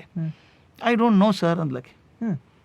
ಏನಾಯಿತು ಅಂದರೆ ರಿಸೆಷನ್ ಬಂತು ಅಮೇರಿಕಾದಲ್ಲಿ 2008 ಹೊತ್ತಿಗೆ 2009 ರಿಸೆಷನ್ ಬಂತು. ಇವನ ಜೊತೆಗಿದ್ದಂಥವ್ನು ಕೆಲಸ ಹೋಯ್ತು, ಇವಂದು ಹೋಗಿಲ್ಲ. ಹಾಂ. ಇವನೇ ಭಯ ಹತ್ಕೊಂಡ್ಬಿಡ್ತು, ನನಗೂ ಬಂದ್ಬಿಡುತ್ತೆ ಪಿಂಕ್ ಸ್ಲಿಪ್ಪಿನ, ನಾನೇನು ಮಾಡೋದಿನ್ನ. ನನಗನ್ಸೋದು ಆವಾಗ ನನಗೆ ಅನ್ನಿಸ್ತು ನನ್ನ ಶಿಕ್ಷಣ ಪೂರ್ತಿ ಫೇಲ್ ಆಯಿತು. ನಿಮಗೆ IIT IIM ಅದೊಂದು ಎಕ್ಸೆಪ್ಷನ್ ಇರ್ಬೋದು, ಒಂದೇ ಕೇಸ್ ಇರ್ಬೋದು ಅದು. ಆದರೆ ಆ ಹುಡುಗನಿಗೆ ಶಕ್ತಿ ಕೊಡಲಿಲ್ವಾ ಅದು? ಈ ನೌಕರಿ ಬಿಡ್ರಿ, ಇನ್ನೊಂದು ನೌಕರಿ ಸಿಗಲ್ವಾ? ಆ ನೌಕರಿಗೋಸ್ಕರ ಹುಟ್ಟಿದ್ದ ನೀನು. ನಮ್ಮ ಮಕ್ಕಳಿಗೆ ಹೇಳಬೇಕು, ಯಾವುದೋ ಒಂದು ಕೆಲಸ ಆಗದೆ ಹೋದರೆ, ಫೇಲ್ ಆದರೆ ಬೇಜಾರು ಮಾಡ್ಕೊಳ್ಳೋ ಕಾರಣ ಇಲ್ಲ. ಯಾಕಂದರೆ ಡಿಪ್ರೆಷನ್ ಆಗೋ ಕಾರಣ ಇಲ್ಲ. ಯಾಕಂದರೆ ಒಂದು ಪ್ರಯತ್ನದಲ್ಲಿ ಫೇಲ್ ಆಗಿದ್ದೀನಿ ನಾನು, ಜೀವನದಲ್ಲಿ ಫೇಲ್ ಆಗಿಲ್ಲ. ಸರ್, ಇದಕ್ಕೆ ನಾನೊಂದು ಆ್ಯಡ್ ಮಾಡ್ತೀನಿ ಸರ್. ನಮ್ಮಲ್ಲಿ ಏನಾಗಿದೆ ಅಂತ ಹೇಳಿದ್ರೆ, ನಮಗೆ ಕನ್ಫ್ಯೂಷನ್ ಆಗಿಬಿಡುತ್ತೆ ವೆಸ್ಟರ್ನೈಸೇಷನ್ ಆ್ಯಂಡ್ ಮಾಡರ್ನೈಸೇಷನ್. ಹೌದು, ಭಾಳ ತಪ್ಪಾಗಿದೆ. ನಾವು ವೆಸ್ಟರ್ನೈಸ್ ಸಿಸ್ಟಮನ್ನು ಅಳವಡಿಸ್ಕೊಂಡು, ಈ ಎಲ್ಲದ ಕಾರಣ ಅದೇ ಸರ್. ಪಾಶ್ಚಾತ್ಯ ಶಿಕ್ಷಣವನ್ನು ಅಳವಡಿಸ್ಕೊಂಡು ನಾವು ನಮ್ಮತನವನ್ನು ಮರ್ತು ಬಿಟ್ಟಿದ್ದೀವಿ. ನಮಗೆ ಆಧುನಿಕತೆ ಮತ್ತು ಪಾಶ್ಚಾತ್ಯದ ಮಧ್ಯೆ ವ್ಯತ್ಯಾಸವಿಲ್ಲ. ನಮ್ಮ ಸಂಸ್ಕೃತಿಯಲ್ಲೇ, ನಮ್ಮ ಭದ್ರ ಬುನಾದಿಯಲ್ಲೇ ಆಧುನಿಕತೆಯನ್ನು ಹುಡುಕಬೇಕೆ ವಿನಃ ಪಾಶ್ಚಾತ್ಯ ಸಂಸ್ಕೃತಿ ನಾವು ಇದು ಮಾಡಿಕೊಂಡು ಅಲ್ಲಿ ಕಾಂಪಿಟೇಟಿವ್ ವರ್ಲ್ಡ್ ಸರ್ ಅದು. ನಮ್ದು ಇಂಡಿಯಾದ ಕೋಆಪರೇಟಿವ್ ವರ್ಲ್ಡ್. ಸ್ಪರ್ಧಾತ್ಮಕ ಜಗತ್ತಿಗೂ ಸಹಕಾರ ಜಗತ್ತಿಗೂ ವ್ಯತ್ಯಾಸ ಇದೆ. ನಮ್ಮ ದೇಶ ಸಹಕಾರ ಜಗತ್ತಿನಲ್ಲೇ ಇಡೀ ನಮ್ಮ ಭಾರತ ಸಂಸ್ಕೃತಿಯ ಸಹಕಾರ, ಒಬ್ರಿಗೊಬ್ರಿಗೆ ಸಹಾಯ ಮಾಡಬೇಕು, ಸಮಾಜದಲ್ಲಿ ಇನ್ನೊಬ್ರಿಗೆ ಸಹಾಯ ಮಾಡಬೇಕು. ಬಟ್ ಅಲ್ಲಿ ಹಾಗಲ್ಲ. ಪಾಶ್ಚಾತ್ಯ ಸಂಸ್ಕೃತಿಯ ಮೂಲನೇ ಕಾಂಪಿಟೇಷನ್, ಸ್ಪರ್ಧಾತ್ಮಕತೆ. ಇದು ಒಂದು ದೊಡ್ಡ ಏನಕ್ಕಂದ್ರೆ ಎಲ್ಲ ಯಂಗ್ಸ್ಟರ್ ನಾವು ನೋಡ್ತೀನಲ್ಲ ಸರ್, ಮಾತಾಡಿದಾಗ ನನ್ನದ್ರೆ ಅವ್ರ ತಲೆಯಲ್ಲಿ ಬರೋದು I am competing with somebody ಅಂತ. ನಾನು ಇನ್ನೊಬ್ಬರ ಜೊತೆ ಸ್ಪರ್ಧೆಗಿದ್ದೀನಿ, ಸ್ಪರ್ಧೆಗಿದ್ದೀನಿ ಅಂತ ಸರ್. ನಾನು ನನ್ನ ತಲೆಯಲ್ಲಿ ಇನ್ನೊಬ್ಬ ಯುವಕನ ಮೀಟ್ ಆದಾಗ ನಾನು ಇವನ ಜೊತೆ ಹೇಗೆ ಕೊಲಾಬ್ರೇಟ್ ಮಾಡ್ಬೋದು, ಇವನ ಜೊತೆ ಸಹಕಾರ ಮಾಡ್ಕೊಂಡು ಹೇಗೆ ನಾವಿಬ್ಬರು ಬೆಳಿಬೋದು ಅನ್ನೋದಕ್ಕಿಂತ ನಾನು ಇವನ ಜೊತೆ ಕಂಪೀಟ್ ಹೆಂಗೆ ಮಾಡ್ಬೋದು ಅನ್ನೋ ಆಟಿಟ್ಯೂಡ್ ಬಂದ್ಬಿಟ್ಟು. ಹೌದು. ಮತ್ತು ಇನ್ನೊಂದು ಮೂಲಭೂತವಾದ ವ್ಯತ್ಯಾಸ ಪಾಶ್ಚಿಮಾತ್ಯಕ್ಕೂ ಭಾರತೀಯಕ್ಕೂ ವ್ಯತ್ಯಾಸ ಅಂದರೆ ಬಾಹ್ಯ ಮತ್ತು ಆಂತರಿಕ. ವೆಸ್ಟರ್ನ್ ವರ್ಲ್ಡಲ್ಲಿ ಯಶಸ್ಸು ಸಿಗಬೇಕಾದ್ರೆ ಹೊರಗಡೆ ಇರಬೇಕು. ನೀನು ಕಾರ್ ಇದೆಯಾ, ನಿನ್ನ ಬಂಗ್ಲೆ ಇದೆಯಾ, ಎಷ್ಟು ಇನ್ಕಮ್ ಇದೆ ನಿನಗೆ, ನಿನ್ನ ಹೆಂಡತಿ ಸುಂದರವಾಗಿದ್ದಾಳೆ ನೋಡೋದಕ್ಕೆ, ಇದೆಲ್ಲ ಅಂದರೆ ನಾನು ಯಶಸ್ಸು ಬರಬೇಕಾದ್ರೆ ನನ್ನ ಯಶಸ್ಸು ಹೊರಗಡೆ ಇದೆ ಅಂತ ಅಪೇಕ್ಷೆ ಮಾಡುವಂಥದ್ದು. ಆದರೆ ಭಾರತೀಯ ಸಂಪ್ರದಾಯದಲ್ಲಿ ಯಶಸ್ಸು ಹೊರಗಡೆ ಇಲ್ಲ, ಒಳಗಡೆ ಇದೆ ಅಂತ. ಇಂಟ್ರಾಸ್ಪೆಕ್ಷನ್ ಆ್ಯಂಡ್ ಎಕ್ಸ್ಟ್ರಾಸ್ಪೆಕ್ಷನ್ ಎರಡೇ ಇರೋದು. I look outside. ನಮ್ಮ ವೆಸ್ಟರ್ನ್ ಫಿಲಾಸಫಿಯಲ್ಲಿ ಯಶಸ್ಸು ಬರಬೇಕಂದ್ರೆ your car is longer than mine, therefore you are more successful. You are more dollars than me, you are successful. ನಮ್ಮ ಭಾರತದಲ್ಲಿ ಅದು ಬರೋದೇ ಇಲ್ಲ. ಬರೋದು ಆಂತರಿಕವಾಗಿ. ಒಂದು ಉದಾಹರಣೆ ಕೊಡ್ತಾರೆ. ತಾಯಿ ತೊಡೆ ಮೇಲೆ ಒಂದು 3 ತಿಂಗಳ ಮಗು ಮಲ್ಕೊಂಡಿದೆ, 3-4 ತಿಂಗಳ ಮಗು. ತಾವು ಗಮನಿಸಿರ್ಬೇಕು, ನಗತ್ತೆ ಮಗು. 3-4 ತಿಂಗಳ ಮಗು ನಗುತ್ತೆ. ಯಾಕೆ ನಗ್ತದು? ಅದಕ್ಕೇನು ಪ್ರಮೋಷನ್ ಬೇಕಾಗಿತ್ತಾ, ಮದುವೆ ಬೇಕಾಗಿತ್ತಾ, ಮನೆ ಬೇಕಾಗಿತ್ತಾ, ಕಾರ್ ಬೇಕು? ಏನಿಲ್ಲಲ್ಲ, ನಗ್ತ ಯಾಕೆ? ಇಷ್ಟೇ ಸಂತೋಷ ನನ್ನ ಒಳಗಿದೆ, ಹೊರಗಿಲ್ಲ. ನಾನು ಎಲ್ಲ ಕೋಟಿಗಟ್ಟಲೆ ಇದ್ದರೂ ದುಃಖಿಯಾಗಿರ್ಬೋದು, ಅಥವಾ ಏನೂ ಇಲ್ಲದೆ ಸಂತೋಷಿಯಾಗಿರ್ಬೋದು. ಒಂದು ಒಳ್ಳೆ ಉದಾಹರಣೆ ಹೇಳ್ಬಿಡ್ಬೇಕು ನಾನಿಲ್ಲಿ, ಇದನ್ನು ಮಕ್ಕಳು ಕೇಳಿಸ್ಕೋಬೇಕಿದೆ, ಚೆನ್ನಾಗಿರೋದು. ಅಲೆಕ್ಸಾಂಡರ್ ಭಾರತಕ್ಕೆ ಬಂದ. ತನ್ನ 36ನೇ ವಯಸ್ಸಿಗೆ ಅರ್ಧ ಪ್ರಪಂಚ ಗೆದ್ದಂಥ ಮನುಷ್ಯ. ಒಂದು ಹಳ್ಳಿಯಲ್ಲಿ ಹೋಗ್ತಾ ಇದ್ದಂತೆ. ಅವನು ದೊಡ್ಡ ರಥ, ಬಂಗಾರ ರಥದಲ್ಲಿ ಹೋಗ್ತಾ ಇದ್ದಾನೆ. ಜನ ನೋಡೋಕೆ ಸೈಡ್ ನಿಂತ್ಕೊಂಡಿದ್ದಾರೆ. ಅವನ ದೃಷ್ಟಿ ಒಬ್ಬ ಭಿಕ್ಷುಕನ ಮೇಲೆ ಬಿಂತು. ಬರೀ ಒಂದು ಲಂಗೋಟಿ ಕಟ್ಕೊಂಡು ನಿಂತಿದ್ದಾನ ಅವನು. ಇವನಂದ ಪಾಪ ಬಡವ ಇರಬೇಕು, ಮಂತ್ರಿಗೆ ಅವ್ನಿಗೇನು ಬೇಕು ಕೊಟ್ಬಿಡು ಅವನಿಗೆ ಅನ್ನಂತೆ. ಇವನು ಹೋದ, ಅವನ ಭಿಕ್ಷುಕನ ಕಡೆ ಹೋದ. ನೋಡೋ ನಿನ್ನ ದೈವ ತೆಗೀತು, ಚಕ್ರವರ್ತಿ ಕಣ್ಣು ನಿನ್ನ ಮೇಲೆ ಬಿದ್ದಿದೆ, ನಿನಗೆ ಏನು ಬೇಕೋ ಬಿಡ್ಕೊಂಬಿಡೋ, ಕೊಟ್ಬಿಡ್ತೀನಿ ನಾನು ಅನ್ನಂತೆ. ಅವ್ನು ಯಾರು ಅಂತ ಕೇಳಿದಂತೆ. ತೊಗೊಂಡು ಏನು ಮಾಡ್ತೀಯ? ಚಕ್ರವರ್ತಿ ಅವನು ಅಂತ. ಯಾವ ದೇಶ ಚಕ್ರವರ್ತಿ? ಇವ್ನು ಮುದುಕ ಪ್ರಶ್ನೆ ಕೇಳೋ ಮುಗಿತಾನೆ ಇಲ್ಲ. ಇಲ್ಲೋ ನಿನಗೆ ಗೊತ್ತಿಲ್ಲ, ಅರ್ಧ ಪ್ರಪಂಚ ಗೆದ್ದಂಥವನು ಅವನು ಅಂತ. ಅಯ್ಯೋ, ಇನ್ನು ಅರ್ಧನೇನಾ? ಇನ್ನು ಅರ್ಧ ಯಾವಾಗ ಗೆಲ್ತಾನಂತೆ ಅಂತ ಕೇಳ್ತಾ ಇದ್ದ. ಅವ ಅಲೆಕ್ಸಾಂಡರ್ ಕೆಳಗೆ ಇಳಿದು ಬಂದ, ಏನೋ ನಡೀತಾ ಇದೆ ಅಂತ. ಇವನು ದಡ್ಡ ಬಡವ ಅಷ್ಟೇ ಅಲ್ಲ ಸರ್, ಮೂರ್ಖ ಬೇರೆ ಇದ್ದಾನೆ ಇವನು. ಏನು ಬೇಕೋ ಕೇಳ್ಕೊಳ್ಳೋ ಅಂದರೆ ಅರ್ಧ ಇನ್ನು ಅರ್ಧ ಯಾವಾಗ ಗೆಲ್ತಾನೆ ಅಂತ.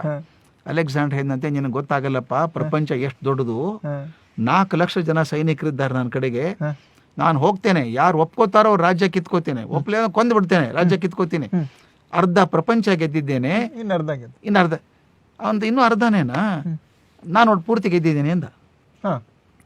ಅವನೊಂದು ಹಾಕ್ಕೊಳ್ಳೋಕೆ ಒಂದು ಲಂಗೋಟಿ ಬಿಟ್ರೆ ಏನಿಲ್ಲ ಇವನಿಗೆ, ಅರ್ಧ ಪ್ರಪಂಚ ಪೂರ್ತಿ ಪ್ರಪಂಚ ಗೆದ್ದಿ. ಹೌದು ಅಂದ. ಅವನು ಎಷ್ಟು ಸಿಂಪಲ್ ಹೇಳ್ತಾನೆ ಗೊತ್ತಾ, ನೋಡಪ್ಪ, ಈ ಜಗತ್ತನ್ನು ಮಾಡಿದೊಬ್ಬ ಮಾಲೀಕ ಇದ್ದಾನ ಮೇಲೆ, ಮಾಲೀಕನ ಕಾಲು ಹಿಡ್ಕೊಂಡ್ಬಿಟ್ಟೆ ನಾನು, ಮಾಲೀಕ ನನ್ನವನಾದ ಜಗತ್ತು ನಂದೇ ಅಲ್ವಾ, ನೀನು ಇಷ್ಟು ಜನ ಕೊಲ್ಬೇಕಾ, ಇಷ್ಟು ಜನ ಕೊಲ್ಬೇಕಾ ನೀವು ಅರ್ಧ ಗೆಲ್ಲೋದಕ್ಕೆ. ಅವನಿಗೆ ಜ್ಞಾನೋದಯ ಆಯಿತು ಅಂತ ಹೇಳ್ತಾರೆ. ಅದರಿಂದ ಅವ್ನು ಹೋಗುವಾಗ ನಿಮ್ಗೆ ಗೊತ್ತಲ್ಲ ಅದು ಫೇಮಸ್ ಇನ್ಸಿಡೆಂಟ್, ನನ್ನ ಕಾಫಿನ್ ಬಾಕ್ಸಲ್ಲಿ 2 ತೂತ್ ಮಾಡಿ ಕೈ ಹೊರಗಡೆ ಇಡಿ, ನನ್ನ ಅಂಗೈ ಆಕಾಶ ನೋಡ್ತಿರ್ಬೇಕು. ಯಾಕಂದರೆ 36ನೇ ವರ್ಷಕ್ಕೆ ಅರ್ಧ ಪ್ರಪಂಚ ಗೆದ್ದಂಥ ಅಲೆಕ್ಸಾಂಡರ್ ಹೋಗುವಾಗ ಏನೂ ತೊಗೊಂಡು ಹೋಗಲಿಲ್ಲ ಅಂತ ಗೊತ್ತಾಗಬೇಕು. ಅದು ಬಂದದ್ದು ಭಾರತೀಯ ಪ್ರಜ್ಞೆಯಿಂದ ಬಂದದ್ದು, ನಮ್ಮ ಮೂಲಭೂತ ವ್ಯತ್ಯಾಸ. ಅದಕ್ಕೆ ನಾನು ಹುಡುಗರಿಗೆ ಹೇಳೋದು, ಗಳಿಕೆ ಕಡೆ ತಲೆ ಕೆಡಿಸ್ಕೋಬೇಡಿ. Are you happy with what you have? If you are happy with what you have, you don't have to worry about the world. ಜಗತ್ತಿನ ಬಗ್ಗೆ ತಲೆ ಕೆಡಿಸ್ಕೋಬೇಕಾಗಿಲ್ಲ. ನಾನು ನೀವು ಹೇಳಿದ್ರಲ್ಲ ಕಾಂಪಿಟೇಷನ್ ಕರೆಕ್ಟ್ ಅಲ್ಲೇ ಬರುತ್ತೆ. ನಾನು ಅವ್ರು ಒಂದೇ ದಿವಸ ಕೆಲಸಕ್ಕೆ ಸೇರ್ಕೊಂಡಿದ್ದು ಸರ್, ಅವ್ರು ನೋಡಿ 5 ಲಕ್ಷ ಬರುತ್ತೆ, ನನಗೆ 1.5 ಲಕ್ಷ ಬರುತ್ತೆ. ನೋಡಿ ಸರ್, ನಾನು ಹಣೆ ಬರ ಸರ್ ಇಲ್ಲ ಅದು ಹೇಳಲ್ಲ ಸರ್. ನೋಡಿ ಸರ್, ಅವ್ರಿಗೆ ಕ್ಲೋಸ್ ಇದ್ರು, ಅವ್ರ ಪಾರ್ಶಾಲಿಟಿ ಸರ್, ಯಾರೋ ಇದು ಮಾಡಿದ್ರು, ನನಗಿದು ಅನ್ಯ ಸರ್. ನಾವು ಇನ್ನೊಂದು ಆಟಿಟ್ಯೂಡ್ ಇದೆ ಸರ್ ನಮ್ಮ ಯುವಕರು ಅಂದ ತಕ್ಷಣ ಅವ್ರಿಗೆ ಏನಿರಬೇಕು, ಹೊಸತನದ ಇದಿರಬೇಕು, ಮತ್ತು ಸಾಹಸ ಮಾಡುವಂಥ ಒಂದು ಪ್ರವೃತ್ತಿ ಇರಬೇಕು, ಕಲಿಯುವಂಥ ಒಂದು ಮನೋಭಾವ ಇರಬೇಕು. ಈಗಿನ ಹೆಚ್ಚಿನವರು ವಿಕ್ಟಿಮ್ ಮೂಡ್ ಅಂತಾರೆ, ಅಂದರೆ ನನಗೆ ಅನ್ಯಾಯ ಆಗಿದೆ ಅನ್ನೋದ್ರಲ್ಲೇ ಇರ್ತಾರೆ. ಈಗ ಹೇಳೋದಾದ್ರೆ ಎಕ್ಸಾಕ್ಟ್ಲಿ ಇದೆ ಬರೋದು. ಅರ್ಜುನನ್ ಇದೇ ಹೇಳ್ತಾನೆ, ನಮ್ಗೆ ಯಾಕೆ ಹಿಂಗಾಗಬೇಕು, ನಾವು ಅಷ್ಟು ಒಳ್ಳೆ ಕೆಲಸ ಮಾಡಿದ್ವಲ್ಲ, ನಮ್ಗೆ ಯಾಕೆ ಹಿಂಗಾಗಬೇಕು ಅಂತ ಕೇಳೋದು. ಅಂದ್ರೆ ತನ್ನನ್ನೇ ತಾನು ಒಂದು ಆತ್ಮಾಹುತಿ ಮಾಡ್ಕೊಂಡು ಹೊರಗೆ ಮಾತಾಡೋದು, ಏನೂ ಕಾರಣ ಇಲ್ಲ. ಮತ್ತು ಇನ್ನೊಂದು ಚೆನ್ನಾಗಿ ಗಮನಿಸ್ಬೇಕಿದೆ, ಭಗವದ್ಗೀತೆಯಲ್ಲಿ ಕೂಡ ಕೃಷ್ಣನ್ ಎಂಥ ಬುದ್ಧಿವಂತಿಕೆ ಅಂದರೆ, ಪಾಂಡವರ ಕಡೆ ನಾಯಕರು ಯಾರು? ಧರ್ಮರಾಜನ್ ಮಾಡ್ಬೋದಾಗಿತ್ತು, ಅವನು ಸೇನಾಧಿಪತಿ ಆಗಲಿಲ್ಲ, ಅವನು ದೃಷ್ಟದ್ಯುಮ್ನನ್ ಮಾಡಿದ್ರು. ಯಾಕೆ? ದೃಷ್ಟದ್ಯುಮ್ನ ಇವ್ರ ಮಟ್ಟದ ವೀರ ಅಲ್ಲ, ಅವನು ಪಂಚಪಾಂಡವರ ಅಲ್ಲ, ಹೊರಗಿನವನು, ದ್ರೌಪದಿ ಅಣ್ಣ ಅವನು ಮಾಡಿದ್ರು. ಅಂದ್ರೆ ಇವ್ರಿಗೆ ಕಲಿಸ್ ಹೇಳ್ಬೇಕಾದದ್ದು, ನೋಡಯ್ಯ, ನೀವೆಂಥ ಪರಾಕ್ರಮಿಗಳಾದ್ರೂ ಮತ್ತೊಬ್ಬ ನಾಯಕನ ಕೆಳಗೆ ಕೆಲಸ ಮಾಡೋ ಕಲಿಬೇಕು ನೀವು. ಇದನ್ನ ಎಷ್ಟು ವ್ಯವಸ್ಥೆ ಇದೆ ಭಗವದ್ಗೀತೆಯಲ್ಲಿ, ಅದು ಮಹಾಭಾರತ ಕಲ್ಪನೆಯಲ್ಲಿ. ಅಂದ್ರೆ ಅರ್ಜುನ ಹೇಳ್ಬೇಕು, ನೀನು ಮಹಾಪರಾಕ್ರಮಿ ನಿಜ, ಆದ್ರೆ ಅವನು ಸೇನಾಪತಿ. ಅದರಿಂದ ಇವನು ಒದ್ದಾಡೋ ಕಾರಣ ಇಲ್ಲ. ಮತ್ತೊಬ್ಬರ ಕೆಳಗೆ ಕೆಲಸ ಮಾಡಿದಾಗ ನನ್ನ ಅಹಂಕಾರ ಕಮ್ಮಿ ಆಗುತ್ತೆ. ಇದು ನಾನು ಕಲಿಬೇಕಾದದ್ದು ಹುಡುಗರೆಲ್ಲ. ಭಗವದ್ಗೀತೆ ಪ್ರತಿ ಕ್ಷಣಕ್ಕೆ ಕಲಿಸುತ್ತೆ ನಮಗೆ. ನೋಡು, ನೀನು ದುಃಖ ಮಾಡ್ಕೊಂಡು ಅಯ್ಯೋ ನನ್ನಿಂದ ಯಾಕೆ ಸತ್ತು ಹೋಗ್ತಾರೆ ಅಂತ ಅನ್ಬೇಡ. ಎಷ್ಟು ಚಂದ ಮಾತು ಹೇಳ್ತಾನೆ ಭಗವದ್ಗೀತೆಯಲ್ಲಿ ಕೃಷ್ಣ. ಅಂದ್ರೆ ನಿನ್ನಿಂದ ಅವ್ರು ಸಾಯ್ತಾರೆ ಅಂತ ಅನ್ಕೊಂಬೇಡ, ಆಗಲೇ ಸತ್ತು ಹೋಗಿದ್ದಾರೆ ಅವರು, ಅವ್ರದೆಲ್ಲ ಮುಗಿದು ಹೋಗಿದೆ, ಏನ್ ಚಿಂತೆ ಮಾಡಬೇಡ. ಒಂದ್ ಮಾತು ಹೇಳ್ತಾನೆ, ನಿಮಿತ್ತ ಮಾತ್ರ ಭವಿಷ್ಯವ್ಯ ಸಾಚಿನ್ ಅಂತ. ನೀ ಸುಮ್ಮನೆ ನೆಪಾಗಿ ನಿಂತ್ಕೊಳ್ಳಯ್ಯ, ನಾನೆಲ್ಲ ಮಾಡ್ತೀನಿ. ಇದು ನೋಡಿ, ಇದು ಅದ್ಭುತ ಅನ್ಸುತ್ತೆ. ಅದನ್ನ ದಯವಿಟ್ಟು ನಂಬ್ಕೋಬೇಕು ಹುಡುಗರು. ಅಲ್ಲಿ ಸರ್, ಕರ್ಣ ಪ್ರತಿ ಸಲ ಬಾಣ ಹೊಡೆದಾಗ ಕೃಷ್ಣ ಚಪ್ಪಾಳೆ ತರ್ತಾ ಇದ್ದಂತೆ, ಕರ್ಣನ ಬಾಣ ಬಂತಂತ. ಕರ್ಣನ ಬಾಣ ರಥಕ್ಕೆ ಹೊಡೆದಾಗ್ಲೂ ಕೃಷ್ಣ ಖುಷಿ ಪಡ್ತಾ ಇದ್ದಂತೆ, ನೋಡು ಅಂತ. ಅರ್ಜುನ ಹೊಡೆದಾಗ ಕೃಷ್ಣ ರೆಸ್ಪಾನ್ಸೇ ಮಾಡ್ತಾ ಇಲ್ವಂತೆ. ಅದಕ್ಕೆ ಅರ್ಜುನ ಕೇಳ್ತಾನಂತೆ, ಅದೇಗದು ನೀನು ಕರ್ಣ ಹೊಡೆದಾಗೆಲ್ಲ ವಾ ಅಂತ ಇದೆಯಾ, ನಾನು ಹೊಡೆದಾಗ ನೀನು ಇದು ಮಾಡೋದಿಲ್ಲ ಅಂತ. ಅದಕ್ಕೆ ಅವನು ಹೇಳ್ತಾನಂತ ಸರ್, ಕರ್ಣ ಜೊತೆ ಯಾರಿಲ್ಲಪ್ಪ, ಅವನು ಸ್ವಂತ ಶಕ್ತಿಯಿಂದ ಇದು ಮಾಡಿದ್ದು, ಅವನನ್ನ ಅಪ್ರಿಸಿಯೇಟ್ ಮಾಡೋಕು, ನಿನ್ ಜೊತೆ ನಾನು ಇದೀನಲ್ಲ. ಅದು ಅಲ್ದೆ ಹೇಳ್ತಾನೆ, ಇದು ಅಗ್ನಿ ರಥ, ಇದು ಒಳಗೆ 14 ಲೋಕಗಳನ್ನು ಹೊಟ್ಟಂತ ನಾ ಕೂತಿದ್ದೀನಿ, ಮೇಲೆ ಆಂಜನೇಯ ಕೂತಿದ್ದಾನೆ, ಇಂಥ ರಥವನ್ನ 3 ಅಡಿ ಹಿಂಸರಿಸ್ತಾನೆ ಕರ್ಣ. ಅಂದ್ರೆ ಮಹಾಶೂರ ಅವನು ಅಂತ. ಅದು ಯಾಕೆ ಬೇಕಾಗಿತ್ತು ಅಂದ್ರೆ, ಇವನ್ ಪಂಕ್ಚರ್ ಈಗೋ ಪಂಕ್ಚರ್ ಮಾಡ್ಬೇಕಾಗಿತ್ತು. ಆಗಾಗ ಅರ್ಜುನ ಈಗೋ ಪಂಕ್ಚರ್ ಮಾಡ್ಬೇಕು, ನಾನೇ ದೊಡ್ಡವನು ಅಂತ. ಮತ್ತೆ ನಮ್ಮ ಯುವಕ ಕೆಲವು ಸಲ ಏಕಾಂಗಿ ಆಗಿರ್ತಾರಲ್ಲ, ಅವ್ರಿಗಿದ್ದು ಒಂದ್ ಪಾಠ ಆಗ್ಬೇಕಲ್ಲ ಸರ್. ಒಬ್ಬನೇ ಇದ್ರೂ ಪರವಾಗಿಲ್ಲ, ನಿಮ್ಮ ಶಕ್ತಿ ಮೀರಿ ಇದ್ ಮಾಡಿ ಯಾವತ್ತು ಗಿವ್ ಅಪ್ ಮಾಡಬೇಡಿ. ನಾನು ಆಗ್ಲೇ ಹೇಳಿದ್ನಲ್ಲ, ನಿಮ್ಮ ಆತ್ಮಶಕ್ತಿನೇ ನಿಮ್ಮ ಕೃಷ್ಣ, ನಿಮ್ಮೊಳಗಿರುವಂಥ ಕೃಷ್ಣ. ನನ್ನಲ್ಲಿ ಆತ್ಮವಿಶ್ವಾಸ ಇದ್ರೆ ಯಾವ ಕೆಲಸನ ಮಾಡು, ಆತ್ಮವಿಶ್ವಾಸ ಹೋಗ್ಬಿಟ್ರೆ ಯಾವ ಶಕ್ತಿನೂ ಬರೋಲ್ಲ. ಮುಂದೆ ನೋಡಿ, ಇದೇ ಎಕ್ಸಾಂಪಲ್ ಹೇಳ್ಬೇಕಂದ್ರೆ, ಮಹಾಭಾರತ ಯುದ್ಧ ಮುಗಿದ ಮೇಲೆ ಕೃಷ್ಣ ಪರಂಧಾಮಕ್ಕೆ ಹೋಗ್ಬೇಕು. ಹೋಗುವಾಗ ಫೋನ್ ಹೇಳ್ತಾನೆ ಇವನಿಗೆ, ಯುದ್ಧವಾಗಿ ಹೇಳ್ತಾನೆ, ಕರ್ಸ್ಕೊಂಡು ಹೋಗ್ಬಿಡು ವಯಸ್ಸಾದವ್ರನ್ನೆಲ್ಲ ದ್ವಾರಕೆಯಿಂದ, ದ್ವಾರಕೆ ಮುಳುಗಿ ಹೋಗ್ತದೆ ಅಂತ. ಅರ್ಜುನ ಕರ್ಕೊಂಬರಕ್ಕೆ ಹೋಗ್ತಾನೆ ಅವ್ರನ್ನ. ರಥದಲ್ಲಿ ಬರಬೇಕಾದ್ರೆ ದಾರಿಲಿ ದನ ಕಾಯೋರು ಹೊಡೆದು ಬಿಡ್ತಾರೆ ಅರ್ಜುನನ. ದನ ಕಾಯಿ ಹುಡುಗರೆಲ್ಲ ಏ ಅರ್ಜುನ ನೀವನು, ಅಯ್ಯೋ ಇವನಂತ ಅರ್ಜುನ ಇವನು, ಅವ್ನು ಗಾಂಡಿ ಎತ್ಕೊಂಡ್ಬಿಡ್ತಾರೆ, ದನ ಕಾಯಿ ಹೊಡಿತಾರೆ. ಅವಾಗ ಹೇಳ್ತಾನೆ ಯಾಕೆ ಹಿಂಗಾಯ್ತು ಅಂದಾಗ ಅವ್ನು ಹೇಳ್ತಾನೆ ಕೃಷ್ಣ ಇಲ್ಲ. ಈಗ ಎಷ್ಟು ಚಂದ ಇದೆ ಗೊತ್ತಾದ, ಕೃಷ್ಣ ಇದ್ದಾಗಿ ಒಂದು ಶಕ್ತಿ ಇತ್ತು. ಅಂದ್ರೆ ಎಲ್ಲಿವರೆಗೂ ನಿಮ್ಮ ಆತ್ಮವಿಶ್ವಾಸ ನಿಮ್ಮ ಜೊತೆಗಿದೆಯೋ ನಿಮ್ಗೆ ಯಶಸ್ಸು ಖಾತ್ರಿ ಸಿಗ್ತದೆ. ಯಾವಾಗ ಆತ್ಮವಿಶ್ವಾಸ ಹೋಯ್ತೋ ಅದಿಲ್ಲ. ಅದು ಪ್ರತಿಯೊಬ್ಬರು ಸರ್ ಆ ಆತ್ಮವಿಶ್ವಾಸವನ್ನ, ಆ ಕೃಷ್ಣನನ್ನ ಭಗವದ್ಗೀತೆ ಮೂಲಕ ಕರ್ಕೊಂಬೋದ. ಭಗವದ್ಗೀತೆ ಕೇವಲ ಧರ್ಮ ಗ್ರಂಥವಲ್ಲ, ಧರ್ಮ ಗ್ರಂಥ ಅಲ್ಲ, ಅದನ್ನ ಜೀವನದ ಮಾರ್ಗದರ್ಶಿ. ಕೃಷ್ಣ ಮಾರ್ಗದರ್ಶಕ, ನಮ್ಮ ಆತ್ಮವಿಶ್ವಾಸದ ಪ್ರತೀಕ ಅಂತ ಹೇಳಿದ್ರು ಸರ್. ಕೃಷ್ಣ ನಮ್ಮ ಆತ್ಮವಿಶ್ವಾಸದ ಪ್ರತೀಕ. ಆ ಆತ್ಮವಿಶ್ವಾಸದಿಂದ ಬಂದಂಥದ್ದು ಭಗವದ್ಗೀತೆಯ ಉಪದೇಶ. ಅದು ಇವತ್ತಿನ ಯುವಕರು ಭಗವದ್ಗೀತೆಯನ್ನು ಓದಿದಾಗ ಅವ್ರು ಶುರು ಮಾಡಿದ್ರು. ಈಗ ನಾವು ಇವತ್ತಿಂದ ಅವ್ರು ಶುರು ಮಾಡಿದ್ರು ಅಂದ್ಕೊಳ್ಳಿ. ಮೊದಲನೇ ಅಧ್ಯಾಯದಲ್ಲಿ ಅರ್ಜುನನ ಮನಸ್ಥಿತಿ, ಕುಗ್ಗಿಯುವಂಥ ಮನಸ್ಥಿತಿ ಅರ್ಜುನನಿಗೆ ಕೃಷ್ಣ ಉಪದೇಶ ಮಾಡೋ ಮೊದಲು ಅರ್ಜುನ ಇನ್ನೇನು ಬಿಡಬೇಕು ಅಂತ ಹೇಳಿದ್ನಲ್ಲ, ಅದೇ ಪರಿಸ್ಥಿತಿಯಲ್ಲಿ ಎಷ್ಟೋ ಜನ ಇದ್ದಾರೆ ಸರ್. ಹೌದು, ಸಾಕಷ್ಟು ಜನ ಇದ್ದಾರೆ. ಅಂದರೆ ಗಿವ್ ಅಪ್, ಇನ್ನು ಆಗೋದಿಲ್ಲ. ಅದು ಕೊರೋನಾ ಬಂದಮೇಲಂತೂ ಸರ್ ಹೆಂಗಾಗ್ಬಿಟ್ಟಿದೆ ಅಂತ ಹೇಳಿದ್ರೆ, ಇನ್ನು ನನ್ನ ಪರಿಸ್ಥಿತಿ ಏನು ಅಂತ ಎಷ್ಟೋ ಜನದ ಇದಾಗಿದೆ. ಕೆಲಸ ಕಳ್ಕೊಂಡಿದ್ದಾರೆ, ಸಂಬಂಧಗಳು ಹಾಳಾಗಿ ಹೋಗ್ಬಿಟ್ಟಿದೆ, ಅದನ್ನ ರಿಪೇರಿ ಮಾಡೋಕ್ಕಾಗದೇ ಇರುವಂಥ ಪರಿಸ್ಥಿತಿಗಳಿದೆ. ನಾಳೆ ಏನು ಮಾಡಬೇಕು ಅಂತ ಗೊತ್ತಿಲ್ಲ. ಹಿಂದಾಗಿರುವಂಥದ್ರ ಬಗ್ಗೆ ವಿಷಾದ ಇದೆ. ಯಾಕಂದರೆ ವಿಷಾದ ಮತ್ತು ಮುಂದಾಗುವುದರ ಬಗ್ಗೆ ಇರುವಂತಹ ಅನ್ಸರ್ಟನಿಟಿ, ಅಂದರೆ ಏನಾಗುತ್ತೋ ಅನ್ನುವಂಥ ಭಯ, ಅನಿಶ್ಚಿತತೆ ಮತ್ತು ವಿಷಾದ, ಇದೆರಡರ ಮಧ್ಯ ಸಿಕ್ಕಾಕೊಂಡಿರುವಂತಹ ಯುವಕರು ಇವತ್ತು ಮೊದಲನೇ ಅಧ್ಯಾಯದಲ್ಲಿರುವಂತಹ ಅರ್ಜುನನ ಮನಸ್ಥಿತಿ ಹಾಗೆ ಇದೆ ಅಂತ. ಹೌದು, ಆ ವಿಷಾದ ಯೋಗಕ್ಕೆ ಬಹಳ ಚಂದ ಕೃಷ್ಣ ಉಪದೇಶ ಮಾಡೋದದು. ನಿನ್ನ ಮನಸ್ಸಿಗೆ ಯಾಕೆ ಬಂತು, ನನ್ನಿಂದ ಅನ್ಯಾಯ ಆಗ್ತದೆ ಅಂತ ಅಂತೀಯಲ್ಲ. ಆ ಫಸ್ಟ್ ಅಧ್ಯಾಯದಲ್ಲಿ ಕೃಷ್ಣ ಮಾತಾಡೋಲ್ಲ, ಬರೀ ಕೇಳ್ಕೊತಾನೆ ಇವನು ಅಭಿಪ್ರಾಯ, ಅವನು ಅರ್ಥ ಮಾಡ್ಕೋತಾನೆ ಮನಸ್ಥಿತಿ ಏನಿದೆ ಅಂತ. ಅದು ನಾವು ತರುಣರಿಗೆ ಹೇಳಬೇಕಾದದ್ದು ಈ ವಯಸ್ಸಲ್ಲಿ ಅಂತಂದರೆ, ಈ ಸಂದರ್ಭದಲ್ಲಿ ನನ್ನ ಮನಸ್ಥಿತಿಯನ್ನು ಕಂಟ್ರೋಲ್ ಮಾಡೋರು ಯಾರು? ಹೊರಗಿನವ್ರು ಯಾರೂ ಮಾಡೋಕ್ಕಾಗಲ್ಲ, ನಾನೇ ಕಟ್ಕೋಬೇಕು. ನಾನು ತೀರ್ಮಾನ ಮಾಡೋದು ಹೊರತು ನಾನು ಕಷ್ಟದಲ್ಲಿದ್ದೇನೆ. ಕಷ್ಟ ಎಲ್ಲರಿಗೂ ಬಂದಿದೆ. ಈ ಕಷ್ಟ ನೆರಳು ಬೆಳಕಿನ ಆಟ. ಇದು ಮೋಡ ಬಂದಾಗ ನೆರಳು ಬರುತ್ತೆ, ಆದರೆ ಮೋಡ ಶಾಶ್ವತವಾಗಿ ಇರೋಲ್ಲ. ಅದು ಮತ್ತೆ ಹೋದಾಗ ಬೆಳಕು ಬಂದೇ ಬರುತ್ತೆ. ನಂಬಿಕೆ ನಮಗಿರಬೇಕು. ಈಗ ನೆಲ್ಸನ್ ಮಂಡೇಲಾ ಅಂತ ಮನುಷ್ಯ, ತಾವು ನೋಡಿದ್ದೀರಿಲ್ಲ ಗೊತ್ತಿಲ್ಲ, ದಕ್ಷಿಣ ಆಫ್ರಿಕಾದಲ್ಲಿ ನಾನು ಹೋಗಿದ್ದೇನೆ. ಆ ಕೇಪ್ ಟೌನ್ನಿಂದ ಸಮುದ್ರ ಒಳಗಡೆ ಹೋದರೆ ಒಂದು ದ್ವೀಪ ಬರುತ್ತೆ, ಸೆಂಟ್ ರಾಬಿನ್ ಐಲ್ಯಾಂಡ್ ಅಂತ ಕರೀತಾರೆ. ಏನೂ ಇಲ್ಲ, ಸಮುದ್ರ ದೊಡ್ಡ ಬಂಡೆ ಬಂದಿದೆ. ಅಲ್ಲಿ ಯಾವನೋ ಒಬ್ಬ ಪಾಪಿ ಜೇಲ್ ಕಟ್ಸಿದಾನ್ರಿ ಸಮುದ್ರ ಮಧ್ಯ. 6 ಅಡಿ 6.5 ಅಡಿ ಜೇಲು, ಟಾಯ್ಲೆಟ್ ಒಳಗಡೆನೆ, ಬಾಗಿಲಿಗೆ ಸರಳಿಲ್ಲ, ಕಬ್ಬಿಣ ಸರಳಿಲ್ಲ, ಕಬ್ಬಿಣ ಶೀಟ್ ಇದೆ. ಹಾಕಿಬಿಟ್ರೆ ಹೊರಗಿಂದ ಏನೂ ಕೇಳಿಸಲ್ಲ. ಕೆಳಗಡೆ 4 ಇಂಚ್ ಅಂತರ ಇದೆ. ಊಟದ ತಟ್ಟೆ ತಳ್ತಾರೆ, ಬೇಕಾದ್ರೆ ತಿನ್ನು, ಬೇಡಾದ್ರೆ ಬಿಡು, ಏನು ಬೀಗ್ರ ಕಾಳಜಿ ಮಾಡೋದಕ್ಕೆ ಇವರು. ಹಿಂದೆ ಒಂದಿಷ್ಟೇ ಕಿಟಕಿ ಬಿಟ್ಟಿದ್ದಾರೆ, ಕಿಟಕಿ ಅಲ್ಲ, ವೆಂಟಿಲೇಟರ್ ಥರ. ಬರೀ ಸಮುದ್ರದ ತೆರೆ ಸಪ್ಳಕ್ಕೆ ಹುಚ್ಚಿಡ್ದು ಹೋಗ್ತದೆ. ಒಬ್ಬರೇ ಇರೋಕ್ಕಾಗಲ್ಲ. ಅಂಥಲ್ಲಿ ಒಬ್ಬ ಮನುಷ್ಯ 26 ವರ್ಷ ಇದ್ರಲ್ಲ, ಅದಕ್ಕೆ ನೆಲ್ಸನ್ ಮಂಡೇಲಾ ಸರ್. ಯಾಕೆ ಅವ್ರಿಗೆ ಬಂದಂಥ ಕಷ್ಟ ನಮ್ಗೆ ಬಂದಿದೆಯಾ? ಅದೇ ಹೇಳ್ತೇನಲ್ಲ, ನಾವು ಕಷ್ಟ ಅಯ್ಯೋ ಕೆಲಸ ಇಲ್ಲ ಅಂತೀವಿ. 26 ವರ್ಷ ಜೈಲಲ್ಲಿ ಇದ್ರಲ್ರಿ ಅವರು. ಕಿಮ್ ವಾನ್ ಚುಂಗ್ ಅಂತ ಹುಡುಗ, ಬಡತನದಲ್ಲಿ ನೆಂದು ಹೋದಂಥ ಹುಡುಗ.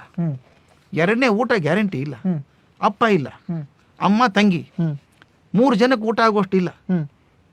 ಹುಡುಗ ವಿಚಾರ ಮಾಡ್ದ, ಏನಾದರೂ ಮಾಡಬೇಕು, ಅಮ್ಮಗೆ ಸಾಕಾಗ್ತಾ ಇಲ್ಲ. ಬೆಳಿಗ್ಗೆ ಓಡಿ ಮನೆಗೆ ಪೇಪರ್ ಹಾಕಿದ. ಬಡತನ ಅಂದ್ರೆ ಬಡತನ. ದಾರಿಯಲ್ಲಿ ಬರ್ಬೇಕಾದ್ರೆ ನೀರು ಕೊಡ್ಕೊಂಬರ್ಬೇಕು ನಲ್ಲಿಯಲ್ಲಿ. ಅಮ್ಮ ನಾನು ಊಟ ಆಗಿದೆ, ನಾನು ಗೆಳೆಯನ ಮನೆಗೆ ಹೋಗಿದ್ದೆ, ಯಾಕಂದ್ರೆ 3 ಜನಕ್ಕೆ ಆಗುವಷ್ಟು ಊಟ ಇಲ್ಲ ಅಂತ ಗೊತ್ತಿದೆ. ಅಮ್ಮ ತಂಗಿ ಆದ್ರೂ ಊಟ ಮಾಡಲಿ ಅಂತ. ಅಮ್ಮ ಕರಳು ಅಮ್ಮಂದು, ಇಲ್ಲ ನಾನು ಊಟ ಮುಗಿಸಿದ್ದೀನಿ ಮಗು, ನಿನಗೋಸ್ಕರ ಇಟ್ಟಿದ್ದೀನಿ, ಊಟ ಮಾಡ್ಬಾ ಅನ್ಬೇಕು. ಪೇಪರ್ ಹಾಕಿದ, ಪೇಪರ್ ಹಾಕಿ ಸ್ವಲ್ಪ ದುಡ್ಡು ಮಾಡಿದ. ಅಲ್ಲಿ ಬುದ್ಧಿವಂತಿಕೆ ಉಪಯೋಗಿಸ್ಕೊಂಡು, ಅದೇನೆಲ್ಲ ಬುದ್ಧಿವಂತಿಕೆ ಭಾವನೆ ಎರಡೂ ಜೊತೆಗೆ ಹೋಗ್ಬೇಕಾಗುತ್ತೆ. ಮಾಡಿಕೊಂಡು ಮೇನ್ ಡಿಸ್ಟ್ರಿಬ್ಯೂಟರ್ ಆದ. ಸ್ವಲ್ಪ ದುಡ್ಡು ಬಂದ ತಕ್ಷಣ ಏನು ಮಾಡ್ದ ಗೊತ್ತಾ, ಅವನು ಹೋಗಿ ಒಂದು ಹಡಗು ತಗೊಂಡ. ಅದು ತೇಲೋ ಹಡಗೆ ಅಲ್ಲ, ಎಂದೋ ಹಳೆಯ ಹಡಗು, ಏನೂ ಪ್ರಯೋಜನ ಇಲ್ಲ, ತೇಲಲ್ಲ ಮುಳುಗಲ್ಲ, ಹಂಗಿತ್ತದು. ತೊಗೊಂಡ್ರೆ ಸಾಕು ಅಂತಿದ್ರು. ಅದನ್ನು ಕೊಂಡ್ಕೊಂಡ. ಮಂದಿ ಅಂದ್ರೆ ಹುಚ್ಚಲ್ಲೋ, ಕೈಯಲ್ಲಿ ದುಡ್ಡೆಲ್ಲ ಹಾಕಿ ಹಡಗೆ ಯಾಕೆ ತೊಗೊಂಡಿ ಅಂತ. ಅವನೇನು ಮಾಡಿದ ಗೊತ್ತಾ, ಒಂದು ತನ್ನ ವಿಸಿಟಿಂಗ್ ಕಾರ್ಡ್ ಮಾಡಿದ. Kim Won Chung, chairman of Daewoo shipping corporation. ಇರೋದೇ ಒಂದು ಹಡಗು, ಮುಳುಗು ಹಡಗರು. ಅವ್ನು ಹೇಳ್ತಾನೆ, ನಾನು ಹೋಗಿ ಪೇಪರ್ ಮಾರೋನು ಅಂದ್ರೆ ಬ್ಯಾಂಕ್ನವ್ರು 10,000 ಸಂಬಳ ಸಾಲ ಕೊಡಲ್ಲ ನನಗೆ. ನಾನು ಶಿಪ್ಪಿಂಗ್ ಕಾರ್ಪೊರೇಷನ್ ಚೇರ್ಮನ್ ಅಂದ್ರೆ ಕೋಟಿಗಟ್ಟಲೆ ಸಾಲ ಕೊಡ್ತಾರೆ. ಆ ಸಾಲ ತಗೊಂಡು ಕಟ್ಟಿದ, ನಿಮ್ಗೆ ಗೊತ್ತಿದೆ, Daewoo engineering corporation. At the age of 46 he became the richest man in the world. ಅವನು ಹೇಳ್ತಾನೆ, all streets are studded with gold. ಅವನ ಪುಸ್ತಕ ಅದು, ಆಲ್ ಸ್ಟ್ರೀಟ್ಸ್ ಆರ್. ಆ ಪುಸ್ತಕ ಓದ್ಬೇಕು ನಮ್ಮ ಹುಡುಗ. ಅವ್ನು ಹೇಳ್ತಾನೆ, ಪ್ರತಿಯೊಂದು ಬೀದಿಯಲ್ಲಿ ಬಂಗಾರ ಹಾಸಿದಾರೋ ನೋಡ್ರು ಅದನ್ನು ನೀವು. ಬರೀ ಬಡತನ ನೋಡಬೇಡಿ. ಬಡತನ ನಮ್ಮಲ್ಲಿ 2 ರೀತಿ ಬಡತನ ಇದೆ. ಒಂದು ಹಣದ ಬಡತನ, ಇನ್ನೊಂದು ಮನಸ್ಸಿನ ಬಡತನ. ಅವು ಎರಡೂ ಕಳ್ಕೊಂಡಾಗ ರಸ್ತೆಯಲ್ಲೆಲ್ಲ ಬಂಗಾರ ಹಾಕಿದಂಗಿದೆ ಬೆಳೀರಿ ಅಂತಾನೆ. ಅವ್ರಿಗೆ ಬಂದಷ್ಟು ಕಷ್ಟ ನಮಗೆ ಬಂದಿದೆಯಾ? ಕೊರೋನಾ ಶಾಶ್ವತವಾಗಿ ಇರೋದಲ್ಲ. ಇಂದಿಲ್ಲ, ಇನ್ನು 3 ತಿಂಗಳಿಗೆ ಹೋದಿತ್ತು. ಕೆಲಸ ಕಳ್ಕೊಂಡ್ರೆ ಮತ್ತೆ ಕೆಲಸ ಸಿಗುತ್ತೆ, ಬೇಕಾದಷ್ಟು ಕೆಲಸ, ಜಾಸ್ತಿ ಸಿಗುತ್ತೆ ಕೆಲಸ. ನಿಮ್ಗೆ ಗೊತ್ತಿದೆ, ಮಹಾಯುದ್ಧ ಆದ್ಮೇಲೆ ಅವಕಾಶಗಳು ಭರ್ಪೂರ್ ಬಂದ್ಬಿಡ್ತು. 2ನೇ ಮಹಾಯುದ್ಧದ ನಂತರ ಎಷ್ಟೋ ದೇಶಗಳು ಪ್ರಗತಿ ಆಯ್ತು. ಸರ್, ಜಪಾನು, ಹೌದು, ಹಿರೋಶಿಮಾ ನಾಗಾಸಾಕಿ ಬಾಂಬಿಂಗ್ ಆದ್ಮೇಲೆ ಬೆಳೆದಿದ್ದು ಕೇವಲ 70 ವರ್ಷದಲ್ಲಿ. ಸೊ ವೈಯಕ್ತಿಕ ಮಟ್ಟದಲ್ಲೂ ಪ್ರತಿ ಒಂದ್ಸಲ ಈ ರೀತಿಯ ದೊಡ್ಡ ಘಟನೆಗಳಾದಾಗ ಅದರಲ್ಲಿ ಅವಕಾಶಗಳನ್ನ ಹುಡುಕ್ಬೇಕು. ಅದು ಬೆಳವಣಿಗೆಗೆ ಪೂರಕವಾದದ್ದು.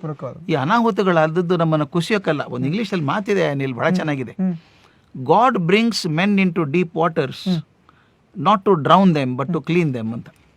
ಭಗವಂತ ನಮ್ಮನ್ನು ಆಳದ ನೀರಿಗೆ ಕರ್ಕೊಂಡು ಹೋಗ್ತಾನೆ, ನಮ್ಮನ್ನು ಮುಳುಗಿಸಿ ಕೊಲ್ಲೋದಕ್ಕಲ್ಲ, ನಮ್ಮನ್ನು ಸ್ವಚ್ಛ ಮಾಡೋದಕ್ಕೆ.